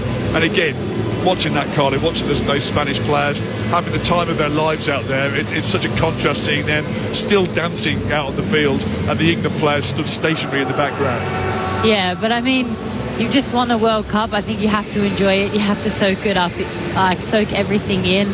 They're going to be buzzing. You can see it. They're dancing the whole time. I think they're going to be dancing all night, if I'm honest. But yeah, it is obviously very heartbreaking for England. They have to see it right in front of their eyes, and obviously they want to be there lifting the trophy instead. But, you know, this is the way football goes, and they're definitely going to come out here again in major tournaments, and they're going to be lifting more trophies, England, that's for sure, after the performances that we've seen. So they might have missed out on this one, but they're definitely going to be holding a few in their time, I would say. Yeah, absolutely. And look, the game is so strong all over the place now. The chat I had earlier with Rory Smith about a possible change towards some of these European nations now and how strong they are. I've got to say, Australia got through against France up in Brisbane in that dramatic penalty shootout, but that French side's got some serious talent in there as well. I don't think Germany will be away for too long. Obviously, they went out in the group stage at this tournament, a major shock, but there's some real talent around that German side. Italy disappointed at this tournament. I think a lot of people thought they would do better, and they were an improving side. And certainly back in 2019, they beat the Matildas in the opening match of the tournament. So there's a lot of stronger nations around world football. Then you get some of the African sides. Nigeria really impressed at this tournament. Morocco funding the game heavily as well in their own domestic competitions there and having professional leagues. So the game is growing, it's getting stronger, it's improving all around the world.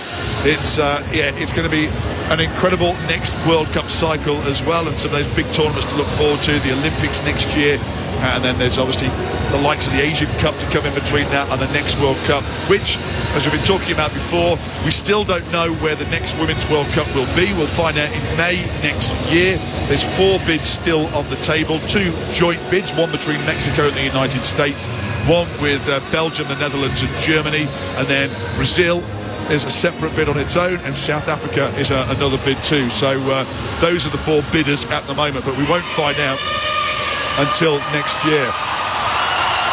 Just watching down on the field, Ivana Andres has been given the microphone to talk to these Spanish fans around the stadium as well. She's wrapped in Spanish flags and Catalan flags as well, from the looks of it, hanging off the back of her shoulders. All the Spanish players now, I think, want a piece of the action and want the microphone near them as they sing out towards their friends and families and the Spanish fans around the stadium. Well, it's one big party for Spain out here tonight, absolutely no question. Just waiting now for them to complete the construction of the stage in the middle of Stadium Australia tonight. The Beyond Greatness sign has been led out in front of it, and that's been underscoring this tournament. That's been the catchphrase for this World Cup here in Australia and New Zealand. The officials are being congratulated as well down on the sideline. In fact, it looked like all of the backroom staff and all of the backroom officials who are still at the tournament are out on the field of play. It's funny, College. It's a big moment too for referees, and obviously in that trade, someone getting chosen to referee in a World Cup final, that's such a huge moment for them as well, and something that might be a rare thing, particularly with the US in the past having usually been in the finals. An American referee getting to referee the finals has been something that's quite rare. Yeah, and I don't think people realise as well, because being able to ref a World Cup final, being able to play a World Cup finals team is something you dream of. As a ref, I'm assuming that they've been dreaming that as well. They've been working towards this, and I don't think you realise. And also, it is hard work. They have to make really big decisions like we saw tonight. She took a very long time to make a really critical decision. Was it a penalty? Was it not? And they have to make really big decisions like that, and they're dictating the game as well. And so I think, like I said, people don't realise, it would mean a lot to them, because this is the pinnacle. This is the highest level of football that you can actually go to. The highest level is the international stage, and reffing a grand final of a World Cup is the highest that you could possibly go. So it's an amazing achievement. It's a really good game tonight, I thought, overall, Garby. Tori Penso, the referee in charge. And it's always a bit of a poison challenge sometimes being a referee in some of these big matches. Whilst it's such a proud, privileged moment, you just want it to pass off smoothly and have no major incidents to be talked about afterwards. Yeah, I thought she controlled it well. Spain, wasted a bit of time late on, but that was to be expected. As we said before, England did the same against Australia, and there were frustrations boiling over on occasion. But, when a ref shows authority, then the players step back and don't mess with her. And I thought she conducted herself really well and allowed for just a fantastic final. It's tough for England now. They can barely watch this. Some of them have actually got their backs turned to the Spanish celebrations because it's too hard to stomach, and you can understand that. But they were just wonderful, Spain. And, so many of these players come from the 2 powerhouse clubs of world football, Barcelona and Real Madrid. And, we've spoken so much, haven't we, about the impact of this game in Australia over the last 3 weeks or so. What about the impact of this game in Spain? It's been booming over the last couple of years, but now they are world champions. It is only going to grow more. And when you've got clubs like Barcelona and Real Madrid who are already producing more than 3/4 of the Spanish national team, they are only going to invest more. And that is going to lead to a lot more quality as well. And it is hard to see Spain being stopped as an absolute powerhouse of women's football for years to come. Yeah, it's really interesting, and we've talked a lot about the role model factor as well in terms of inspiring the next generation of players coming through, and how that's definitely happened here in Australia with so much prominence being given to the Matildas over the course of the past month. Well, for these Spanish players now as well, making names for themselves, for young Spanish girls to have these role models to look up to now. As I say, this is only the 3rd World Cup Spain have been to, Carly, and they've won a World Cup. So if you're watching this back in Spain and you've suddenly got these amazing athletes out there and amazing role models to look up to, it's just going to get more and more people playing the sport.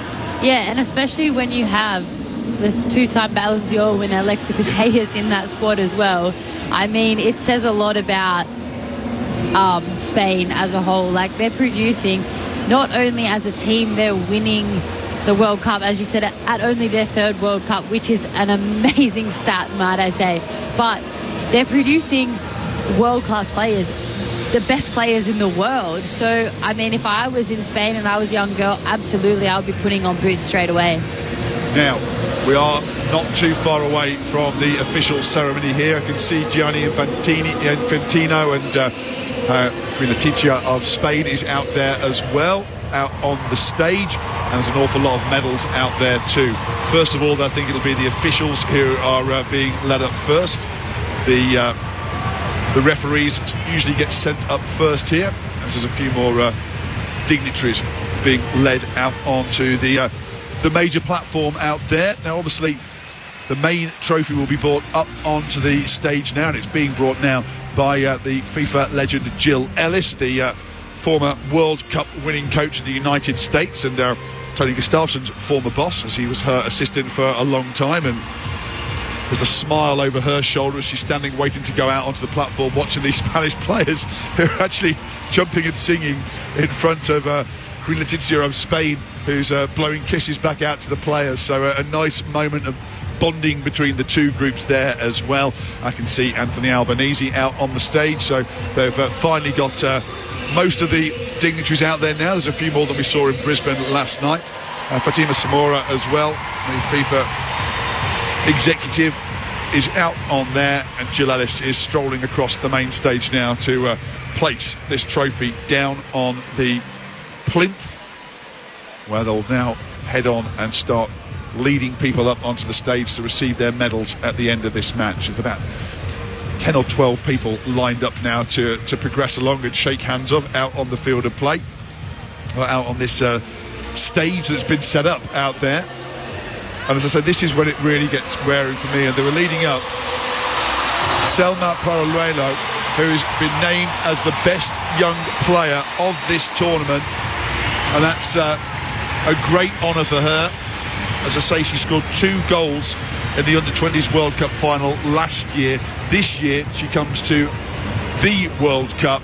She scored goals in the quarter-final and semi-final and walks away with the award for the best young player of the tournament. What a fantastic story she is, Carly.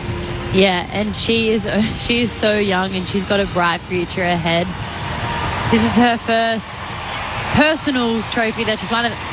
She's obviously won more when she was younger, but this is the biggest one, FIFA Best Young Player Award. I just think that is an excellent, I mean, I couldn't pick a better person that it should go to, a better player that it should go to. I mean, she's had a great tournament, so she definitely deserves it. The Golden Gloves Award goes to England's Mary Earps, and so a bittersweet moment for her. She gets congratulated by Gianni Infantino and then makes her way along the line, and the England fans still in the stadium give some great applause to her. She gets a big hug out on the stage as well, while shaking everyone else's hand, and that's an unusual Golden Glove trophy that she's been handed there as well. It is basically a glove on a base, and she wanders out now and stands on the stage and gets a huge round of applause, especially from those England fans who are here. She's had a really good tournament, Carly, and obviously the penalty shootout, saving a penalty in the World Cup final as well, and has been an outstanding goalkeeper throughout. We'll go straight on, by the way, the Golden Ball Award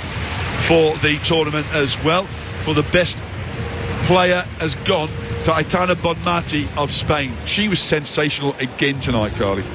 Yeah, she's been sensational all tournament.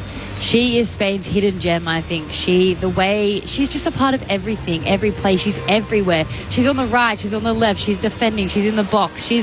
And she just creates so much as well. She had 3 goals and 2 assists, and I don't know, I'm a big fan of hers, and she's just a player that every midfielder, every player should actually watch. Oh, she was fantastic. I don't know about you, Garby, I thought she was stunning again tonight. Yeah, she was brilliant in the middle of the park. I mean, she was able to set the tempo, just pick it up when she had to, slow it down when she needed to. Such a leader of this team. It's great to see the 2 players standing on the stage. Bonmati, the player of the tournament, Mary Earps, the goalkeeper of the tournament, who was awesome to watch as well. Not only for her the ability to make saves, but to energise the English team. Wasn't quite enough in the final, but Spain had so much talent, but Bonmati was just about the pick of the crop, and what an honour that is for her. Now, a ball has just been presented then to Fatma Samora. FIFA General Council and the officials are making their way up out onto the main stage as well now. Incidentally, on the Golden Boot has not been presented out there tonight, but Hinata Miyazawa of Japan has won the Golden Boot. She's finished with 5 goals, and that is the most any player has scored in the tournament. But obviously Japan out of this competition, as all the referees who are still present at the tournament are going and receiving their medals at the end of this World Cup to go and stand out on the stage inside the stadium, and after that it'll be the runners-up. So the officials, the backroom staff, backroom officials are all making their way across the stage now, and tonight's officiating team will follow them up onto the platform afterwards. There's no doubt at all that this is a much bigger affair that they've had so far. And I'm just watching the Spanish players are just forming a little guard of honour down on the field, and I think that's for the England players to go through and pass on their congratulations as they go through. This will be after the referees who have been in charge of tonight's match. Largely applause for them going up. There's often boos for the referees. You can't please everybody when you're refereeing, and there's bound to be some decisions that go against you, but the referees tonight thought they did a good job, and a big embrace from Gianni Infantino as they hand out the medals to the officiating team inside the stadium tonight. And these Spanish players are being marshalled and sent around now before the English players are sent up onto the stage. And an army of photographers out on their little platform opposite the stage that's set up out in the middle of the field, just waiting for the moment really when the big trophy gets handed over to the Spaniards, and Olga Carmona can add that to her Player of the Match award and lift the FIFA Women's World Cup trophy. What a performance it has been from Spain through the course of this competition, to come back from a 4-0 loss against Japan in their final group stage match to go on and take out the competition overall. They bounced back spectacularly in their round of 16 match with a 5-1 win against the Switzerland team, who to that point hadn't conceded a goal in the tournament, as the referees were joined in their photo in the middle by Gianni Infantino, and the referees now make their way off, and Millie Bright will lead the England players up onto the stage, as I say, flanked by the Spanish players on either side of them. And big applause for the efforts of this England side as they make their way up now to receive their runners-up medals here in Sydney tonight. Millie Bright leads the way, their skipper, an inspirational skipper she's been for them over the past few years, and given the keys to the City of London last year, the Chelsea player, hailing originally though from Derbyshire. Just walking out onto the platform, looking a bit lost. She's the first one up there, and now being joined by the rest of the England playing team, strolling out onto the platform. But there's embraces, there's pats on the back, and England have a medal to show from their efforts at this tournament, which has obviously got a lot of people in England sat up and taking notice of their efforts on the other side of the world, and the chance to win a World Cup again, and England coming so close but just missing out on the day, going down by 1-0 against Spain. Most of their players are making their way up there now. The last one up there will be Lucy Bronze, although Serena Wiegmann is there standing alongside the veteran fullback. Serena Wiegmann, unusual position for her as well. She is the first coach to lose 2 World Cup finals. She's the first coach to lead 2 different nations to World Cup finals, but obviously she was in charge of the Netherlands in 2019 when they were beaten by the United States. That's an unhappy record for Serena Wiegmann, and a coach who's got such a phenomenal coaching record and such a phenomenal winning record and ability to make it to those big competitions. She receives her medal now, and the noise to build around the stadium because it's almost the turn of the Spanish team. There's applause though for now for the England team as they make their way. Lucy Bronze is walking extremely slowly to join the rest of her teammates up on the platform there as they have their photograph taken here as runners-up. Serena Wiegmann still making her way down the line of dignitaries and shaking all of their hands. She's up to the last one now. Fatma Sabura, a big embrace between the two of those two as well. And Serena Wiegmann, and a huge ovation for England. The England fans proud of the efforts of their team. They're the runners-up in this World Cup final, going down by a goal to nil. A second place finish for England. Runners-up to Spain here. And the Spanish players, you can see, giddy with excitement. The coaching staff are making their run down to the other end of the platform, and those players are about to make their way up and get their medals, bouncing around at the moment. And finally, it's Olga Carmona who goes up to Zuni, the mascot, and high tens, all of them, as they make their way onto the platform. And Carmona, the first one there, gets an embrace as well from the Spanish royalty and the rest of the Spanish dignitaries out on the platform. And Carmona shaking hands with everybody else out there in the middle, and a warm handshake too from Anthony Albanese. It's a big moment for these Spanish players. And Carmona, who's about to lift that World Cup trophy, wanders past. In fact, a few of them stop to give it a kiss on the way through. And the world champions sign comes up as well on the bottom of the platform. There's dancing started already on there. So players bouncing on the platform whilst they wait for the rest of their teammates to join them. There's a long line still to go through this. There's going to be a while yet before they actually get up onto the platform and all have their medals hung around their necks. Gradually making their way down that line, and the coach, Jorge Vilda, will get his medal last. I don't know if you had your eye on them much at the end of that, Carly, but it did look like Coach Vilda was celebrating with a few of the players out there too, and some of the talk of the disharmony between them didn't look to be quite as obvious as it may have been painted beforehand. I mean, after you've just won a World Cup, I feel like maybe you kind of forget about that in the moment. You've just won the biggest thing that you can win in football, so I guess that they've maybe put that aside, I'm just going to say. I know I would, so I don't think they're really thinking about that in the moment. Just trying to spot where you are, Garby, at the moment. I'm not sure if you've got a good vantage point to watch the proceedings taking place.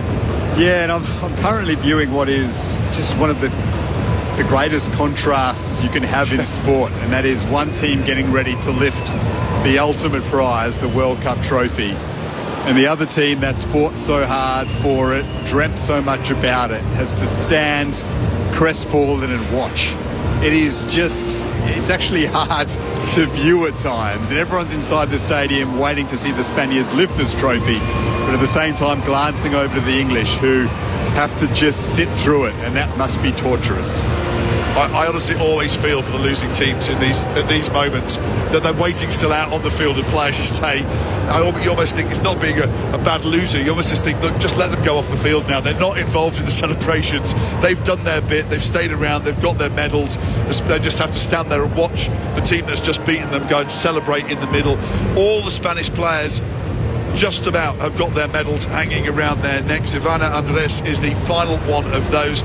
She's being embraced now as well by the Spanish dignitaries out on the platform, and the rest of the players making their way down there. Jorge Vilda has also just been congratulated by Fatma Sabura, and the players already bouncing on that platform, waiting for the final couple of members of their team to join them out on the middle. Olga Carmona will have the honour of walking back and collecting that trophy and raising it high above her head to mark the moment that Spain have been crowned world champions in Sydney. The FIFA president, Gianni Infantini, has the trophy in his hands. He's walking over towards the Spanish team, and they're shuffling along now before they can pass the trophy over. Letizia is in there as well. She's going to be involved in these celebrations. It's on now to Ivana Andres in the middle of this group of players. She has the trophy in her hand. She raises it high above her head. Spain crowned world champions. They've beaten England by 1-0. All the plaudits, all the glory is theirs. The glitter parade, the fireworks, the moment belongs to Spain. The World Cup belongs to Spain. They have won the tournament in Australia and New Zealand. A phenomenal performance by a team of phenomenal talent. They will say Viva España. It's been their night in Sydney. And a proud, proud night as glitter rains down from the main stand here at Stadium Australia. There's a sea of gold out on the stadium and out in front of our eyes at the moment as all the Spanish backroom staff bounce on the platform with the players. They're celebrating, enjoying the match, enjoying the moment, and the England players now finally peel away and were put out of their misery to walk slowly around the outside. As you say, Daniel Garb, a huge contrast taking place out there. The England players now commiserating with the remaining fans inside the stadium whilst it's party time for Spain. Well, what a moment at the end of this game, Carly, to see Spain all getting to celebrate out there now. Photograph after photograph. The players passing the trophy around out there in the middle of them. That's the moment you live for, to the crowning glory at the end of a tournament. Yeah, you just said it. It's the moment you live for. It's any footballer's dream. It's played a World Cup, but it's literally any footballer's dream to win the World Cup. So they've gone and done that, and I can assure you that they're going to be partying for a little while, and it just means so much to them. They're going to celebrate with their team, with their families, and then when they go back to Spain as well. So, I mean, they've done their country very proud. It's the dust and the glitter is starting to settle now, Garby, out in the middle as I say, the England players now making a slow trudge around the outside of the field here, and they're being applauded again. It was very similar scenes to what we saw in Brisbane last night with disappointed Matildas walking around, but being applauded and acclaimed by their proud supporters.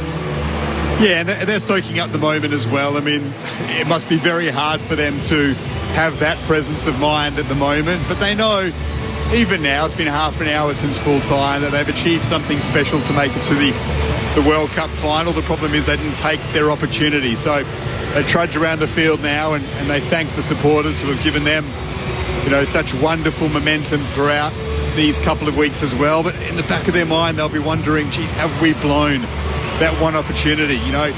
We talk about women's football growing at such a rate of knots. What that means is that the standard is rising all the time. And England have been in a strong position. They're the European champions. They'll only continue to grow in strength, of course, because of the power of their local league. But the other countries are gaining fast, and it's going to be harder and harder to win World Cups, to get to finals. And I'm sure that's going through the mind of some players at the moment. Will I get back here again? Will I have this opportunity? And now they're going to walk around and draw level with the stage where the Spanish players are still on, holding aloft that trophy that they wanted so badly. A number of English players, you can tell, have been crying, and they're still struggling with this, but at the same time, they are able to lift their heads and thank their supporters.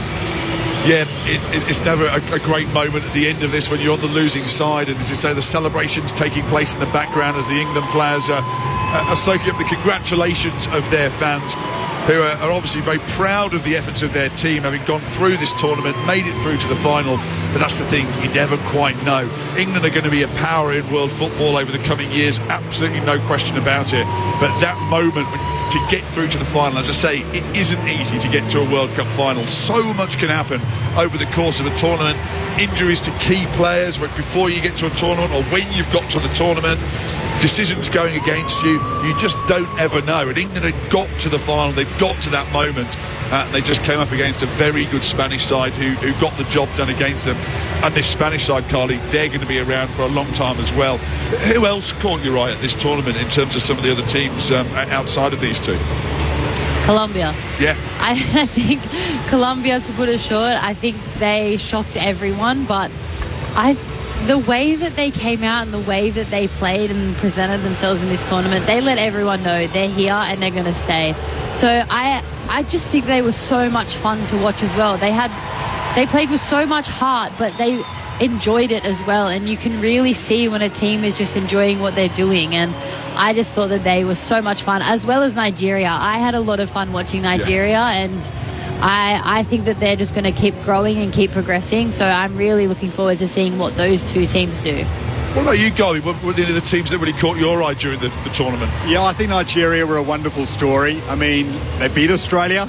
You know, we've spoken so much about the Matildas and what they've been able to achieve. Let's not forget the Nigerians beat them at their home World Cup. They took England, the finalists, to penalties. I mean, we've spoken about how quickly world football is developing on the women's side of things. I mean, Africa is a frontier that is likely to catch up pretty quickly. And I think Nigeria set a pretty big benchmark for what African football can do in the women's game moving forward. And there'll be plenty of young girls in Nigeria who would have watched on with so much pride at what they were able to do. I thought tactically they were so smart. They frustrated Australia, they frustrated England, and they will grow, I think, in an attacking sense, as will other countries in that region. I love South Africa's win early in the tournament. That was massive. They've had some huge political issues, and that's obviously we think about and we have sympathy for, but they were able to get past that leading into the tournament and get a win. So I just think it's going to develop so much more in the years to come, women's football in that part of the world, and that's hugely exciting. So Nigeria, I think, were one of the great stories for me too. Yeah, just to see what happens with Nigeria in the next few months as well. Randy Wallen, their coach, was seemingly on the outer. I haven't actually heard any more as to whether he's still in the job, but it was a tough run into the tournament. I thought he coached brilliantly through that and worked well with a really talented group of players. They were fantastic. The Colombians, as you mentioned, Carly, as well, they were great to watch. And Linda Casado, what a star and what a find she is, and the colour that their fans brought to the tournament as a whole as well. Absolutely fantastic to see. And look, I've got to say, Morocco, the fight that they showed, I saw them get thumped 6-0 by Germany down in Melbourne, and thought, well, they've got a long way to go. They then battled back from that and made it through to the group stage. So they showed that they're an improving nation, and they are investing in that country. So whilst Nigeria behind the scenes, there are a few issues with their federation, and the players maybe not getting the money that they're deserving at the moment, and not getting the support that they should do. Morocco, like they've really got on board with everything. Incidentally, I've just seen in the middle of these Spanish players, it looks like they've attacked Gianni Infantino and throwing him in the air. I think that's Infantino. It's not actually, it's probably the Spanish backroom staff. I just saw the bald head in the middle of that there. I thought that was who it was. The coach, Jorge Vilda, though, is being thrown in the air by the Spanish players at the moment. So all the discussion about the unrest and the unpopularity of the coach with the playing group there, those stories might be put to bed a little bit more after this victory here. I know, as you were saying, Carly, you've just won the World Cup, so it's probably a time to forgive and forget at those moments, but certainly the coach being welcomed into all of those celebrations, and as I say, as was the other member of the Spanish Federation who's down there, and the Spanish Queen, they've decided not to throw her in the air, though. They've decided to be a bit more respectful for her, as she's just standing in the middle of the ball at the moment whilst they're singing and dancing around her, and she's jumping and dancing with them as well. That's fantastic to see. And what a great moment it is for all the Spanish inside the stadium. These Spanish fans down in front of us, so down in front of where we are in this main part of the stadium here, has generally been where the friends and families of the players have been. We saw this with the Australians on a couple of occasions, that people stayed in place at the end of the match and the players came out from the tunnel and were able to go and sit with them before they had to go back off to travel back into camp.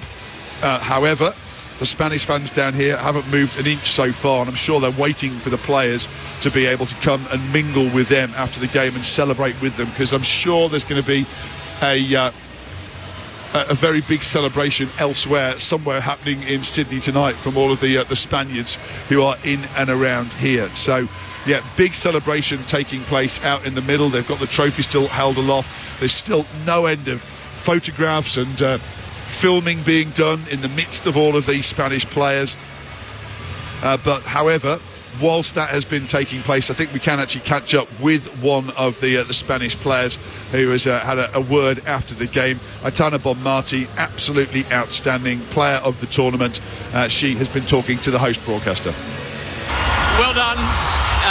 Emotions for you? Are you up here, high, or not sure? I'm on the air right now. I don't have any words for this moment. It's unbelievable. so proud because we did a great tournament. We suffered, but also we enjoy it, and we deserve it. We deserve it. How did this team come together so well, given last 2 years, controversy, worry, but tonight, perfect? Everyone knew the goal at the beginning of the preparation of the tournament. Everyone is competitive. Everyone has a high mentally, a strong mentally to win. We have been working a lot of years for this moment, and we have it. We have the trophy. Who do you think of yourself when you have a moment like this? Someone at home or someone who helped you? First of all my family that is supporting me every moment of my life. Also, I want to remember to all the women that has been pushing and fighting over the years because we have better things. Conditions. Better conditions, sorry. And this is for them and from them. That's Atana Bonmati there talking to the host broadcaster. I was slightly distracted then towards the end of that because as more of the Spanish celebrations taking place down in the middle, Billie Jean King in the middle of that, dancing away with them in front of all the TV cameras out there. It is quite the celebration. She's been obviously a huge advocate of women's sport over the years and equal pay and equal rights for women's sport. So to see her out here at a World Cup final and celebrating with the World Cup winners, lovely moment there. Just watching Spanish players down in front of you, Garby. Just a couple of them have gone down into the back of the penalty net there as well to go and try and climb onto the roof of the net, I think. Yeah, it's the reserve goalkeeper, Misa, who has jumped onto the back of a teammate. I'm not sure which teammate it is, but she is cutting the net. Now, this is more of a basketball tradition. When you win a basketball title, you cut the net and take it down. Well, Misa said, as a goalkeeper, she, of course, wasn't the starting goalkeeper, but she wants a piece of the net inside Stadium Australia, and she's taken off a piece. She's dancing while she's doing it. Spanish fans are enjoying that. They can do whatever they like at the moment. They are champions of the world. So I haven't seen that before, but maybe that is a tradition that is going to emerge in the game. And now they're dancing across the goal line, the two Spaniards in front of me. It's brilliant. Fantastic to see. And then watching down below us as well, there's some of the Spanish players and the Spanish dignitaries. And again, that is lovely to see that the Spanish royal family member here, Queen Letizia, is actually down there and embracing Spanish fans who are down in the contingent down below us there, wandering out across in front of them. There's a security detail in behind her, but she's in there shaking hands and right in amongst the crowd and the fans who've actually come to support their side in Australia. So great scenes. Just watching the Spanish players as well out in the middle who are out in all the glitter that's down there. They're now sort of rolling around on the floor in the glitter. I don't think they're going to leave the field of play, Carly, here for the next couple of hours. I think they're going to stay there for as long as possible. Yeah, if I was them, I wouldn't be leaving as well. I'd be kissing that ground, to be honest. But no, look, they're just enjoying it. I think they're going to maybe collect some of the glitter as well and take home by the looks of it.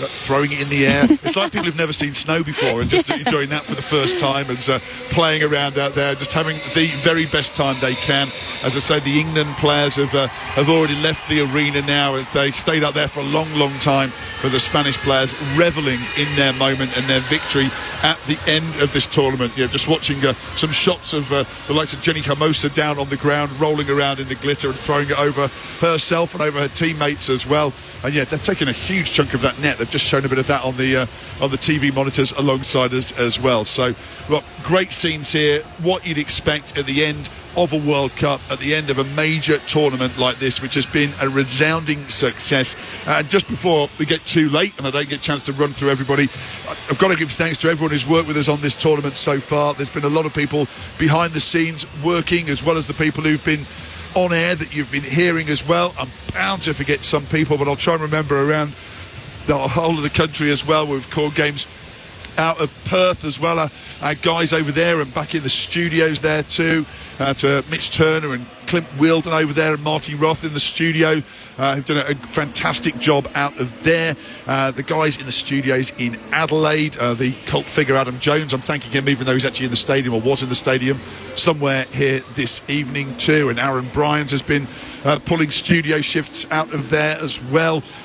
or the team in Melbourne, Stu Baker doing tech work at all of the grounds there, and Beatty Goad for being part of our commentary team on some of those matches, Lauren Borden and Julia McKenzie in the studios up in Brisbane too. Aussie Bob always there, the games that we've been calling there in the studios, Quentin Hull and Zane Bojack, Kelly Crew, part of our commentary teams, Moya Dodd working there with us yesterday, and Jess Stewart and Zane Bojack for their work in commentary as well. An absolute joy to work with all of those guys. And then here in Sydney as well, Teresa Polias having done a couple of matches with us too as part of our commentary team, and Hugh Garby down on the sidelines, Brett Sprigg who was here for the opening match of the tournament, Tegan Nichols here again tonight, making everything sound very nice inside the stadium. So thanks to you as well, Tegan, for your work through the tournament, and to you as well, Carly. It's been a pleasure working with you through the whole of this competition as well, and to be here at the back end at the tournament at the World Cup final. But also I've got to thank everybody who's been putting work in behind the scenes to actually make this happen and actually get this tournament onto the ABC. It's never easy to do with these major tournaments. There's a lot of big hoops to jump through to get things over the line. So to our direct bosses, Tim Verrill and Nick Morris, the head of sport at the ABC, and also Jen Aldershaw as well, one of the big wigs in local radio as well. Thanks to you, Jen, for your support all the way through the tournament, and also to Chris Oliver Taylor and David Anderson, the managing director of the ABC too, for your support in actually allowing us to broadcast this tournament. It's been fantastic to be able to do. And I've got to thank Andrea Williamson, who's back in the studio again tonight, where Andrea has been for most of the tournament, but she's done all of the organising of everything else, has had to deal with every bit of accreditation, every bit of line booking, every bit of studio booking, and every bit of stadium position booking as well that we've had to go through the course of this. It's been a huge task that Andrea has done and hasn't missed a beat throughout the tournament. So thank you, Andrea, for all of your support through the course of this tournament. I'm really sorry if I've missed anybody. I hope I've absolutely remembered to absolutely everyone in there as well. Elsewhere, also thank you to everybody who's been listening to the coverage and the nice messages we've received from you throughout the course of this. It's been lovely to have so many positive messages from people from the very first game here to the very end of the tournament as well. Thank you all for your support, and really hope you've enjoyed the journey through this tournament. And that's what it's been, Carly, hasn't it? It has been a real journey through this tournament for football in this country, the viewing public in Australia, and the Matildas as well. It's been just a fantastic last month. It has been, and it's going to change the girls' lives. It's going to change football in Australia, not just for women, but for the men's side as well.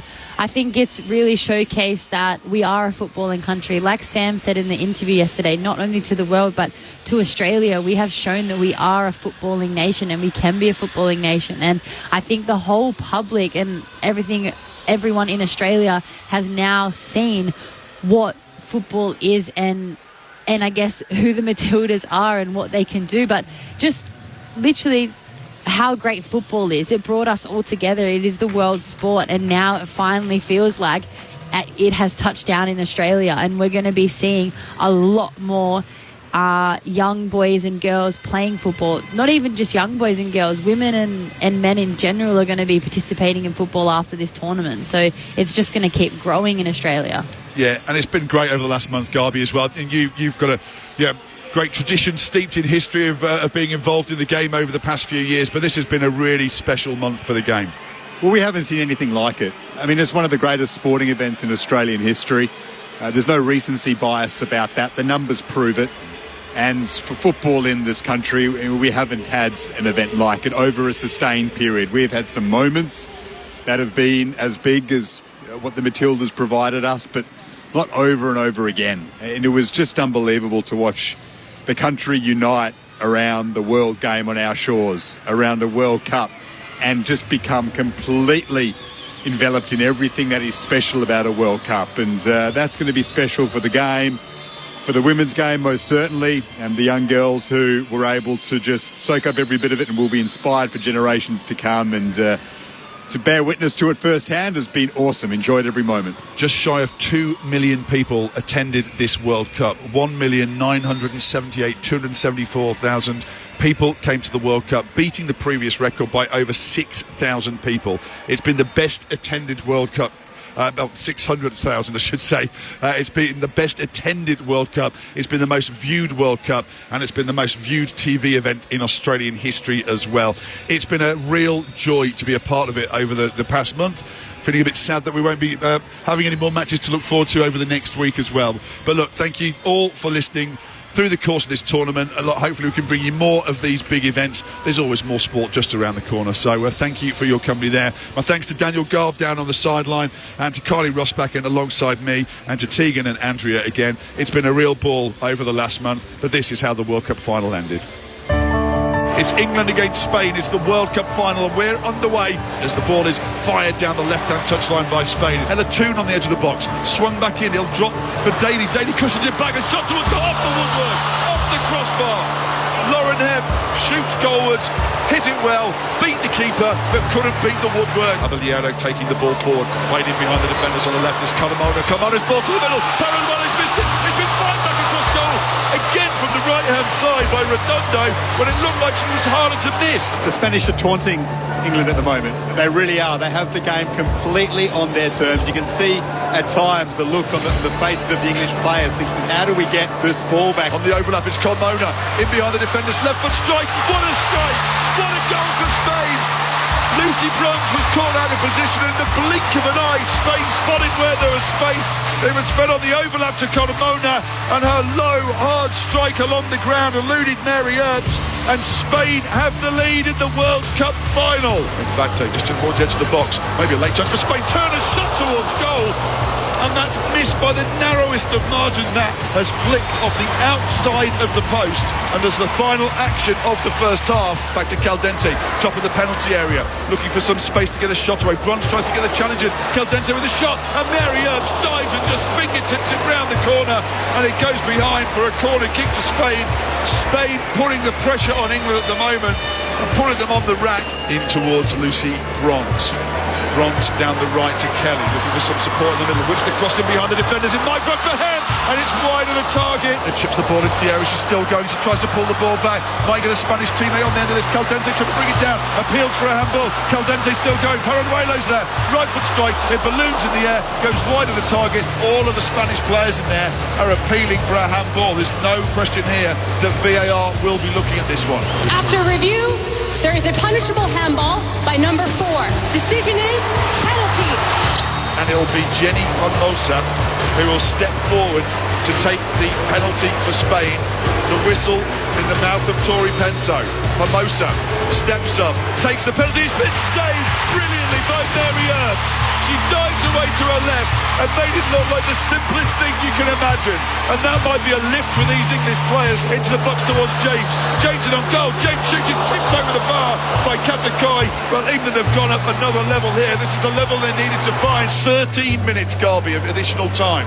13 minutes more to be played here in Sydney. Late pressure from England. A late chance coming up here, and Mary Earps is going to join the attack. This might be the last chance of the World Cup final. Corner kick for England from their left. It's swung into the danger area. Katakoi comes out and takes it high above her head. A majestic take from the Spanish keeper. And that is it. That's the last action of the World Cup final. Spain are world champions. Carmona's goal separated the two sides in the first half. Spanish players dropped to the floor in absolute ecstasy. Spain won. England 0.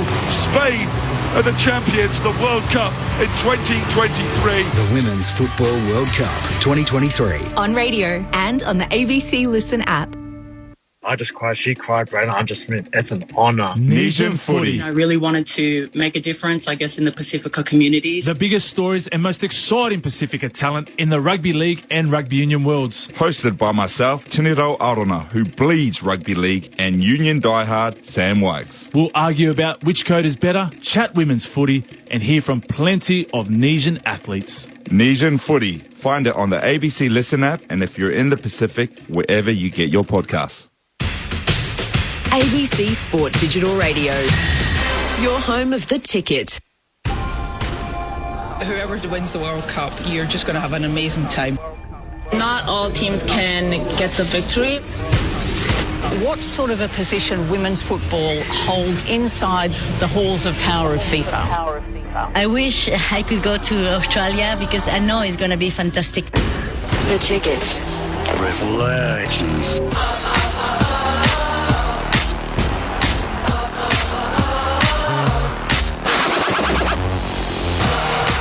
Hello, welcome to Ticket to the Cup. I'm Tracy Holmes, and what a cup it's been. We know now that Spain will play England to get their hands on the trophy. To dissect everything about this World Cup, I'm joined by three guests today. We've got Matilda number 162, Servet Uzunlar. Great to have you, Servet. We've got Anya Uol, who is the Mr. Football Les Murray Award winner from UNHCR. Great to have you too. Thank you. And we've seen you throughout the show. And Abby from Her Way. What an unbelievable tournament. Servet, let's start with you. Being a Matilda, tell me about the World Cup and what it's all meant, how it's all played out. Look, World Cup's the biggest stage of football for any player. To host it here in Australia, we'll co-host. What a stage to show Australia, New Zealand, the world as well, of what joy football brings and the quality of football and females who are playing the game right now. And that's it, Anya, isn't it? It's like the world stage, the world was here, and I think people have woken up to the quality of football played by women. Oh, absolutely. I couldn't agree more. You know, I've been having conversation with so many people, and they're saying the same thing. They can't believe that leading back in 2010 and seeing where we are now, that we can sold out over 76,000 tickets. It's unbelievable, and I think that is an amazing thing that we have seen so far. Abby, as a journalist of the future, how do you look at what this World Cup has brought? I think before the World Cup we were all kind of talking about how this is kind of going to be the changing point for women's sport, not just in Australia but I guess around the world as well, and I think this is definitely going to inspire, you know, the next generation of female athletes, not just football players, the next generation of female journalists and also the next generation of other, I guess, women that want to get into the game, whether it's by coaching or some other role. Yeah. You know, we're coming to you from Circular Quay, and that is the ferries obviously cheering and tooting for the Matildas and how well they've done and all of the action that we've seen on the world stage here. The world has been here, not just in a playing sense. We've also had youth ambassadors from 70 different countries. They've been here as part of a program called Festival 23. Amongst those youth ambassadors, 3 from Qatar, and they are ambassadors from Qatar's FIFA Men's World Cup and their legacy program called Generation Amazing. Well, Noor Taja Abra, thank you very much for chatting with me today. I just want to find out, what was it like hosting the FIFA World Cup in your country, and did it change your country at all? From my side, as I was a part of a workforce team of the World Cup, it was really amazing, and what I noticed that me and all my teammates that was enjoying experiencing the management of the World Cup and enjoying the work and the facilities, and we have like such a great experience with that. It was a really wonderful experience, and it was beyond what we dreamed of. I felt very proud and very happy about the accomplishment that we did.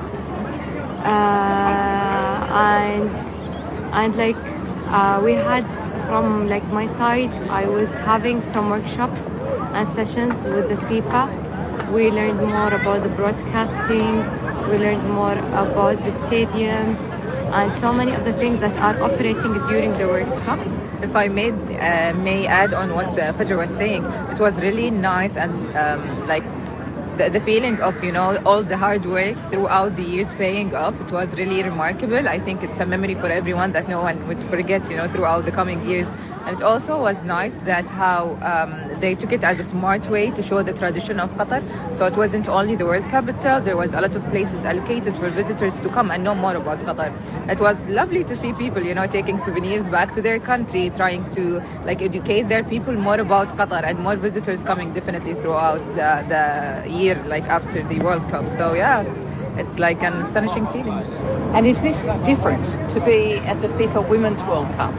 Is it different to the experience you had in your own country? For the Women World Cup, it's such like a unique, because it's for a woman, like to empower and to give some such a motivation to other women to be more engaged, such as players, or to be a part of like a workforce of the management of the World Cups or organizations. It's such a special thing that also we are sad yesterday when we visit the fan festival. It was really amazing, like the women, the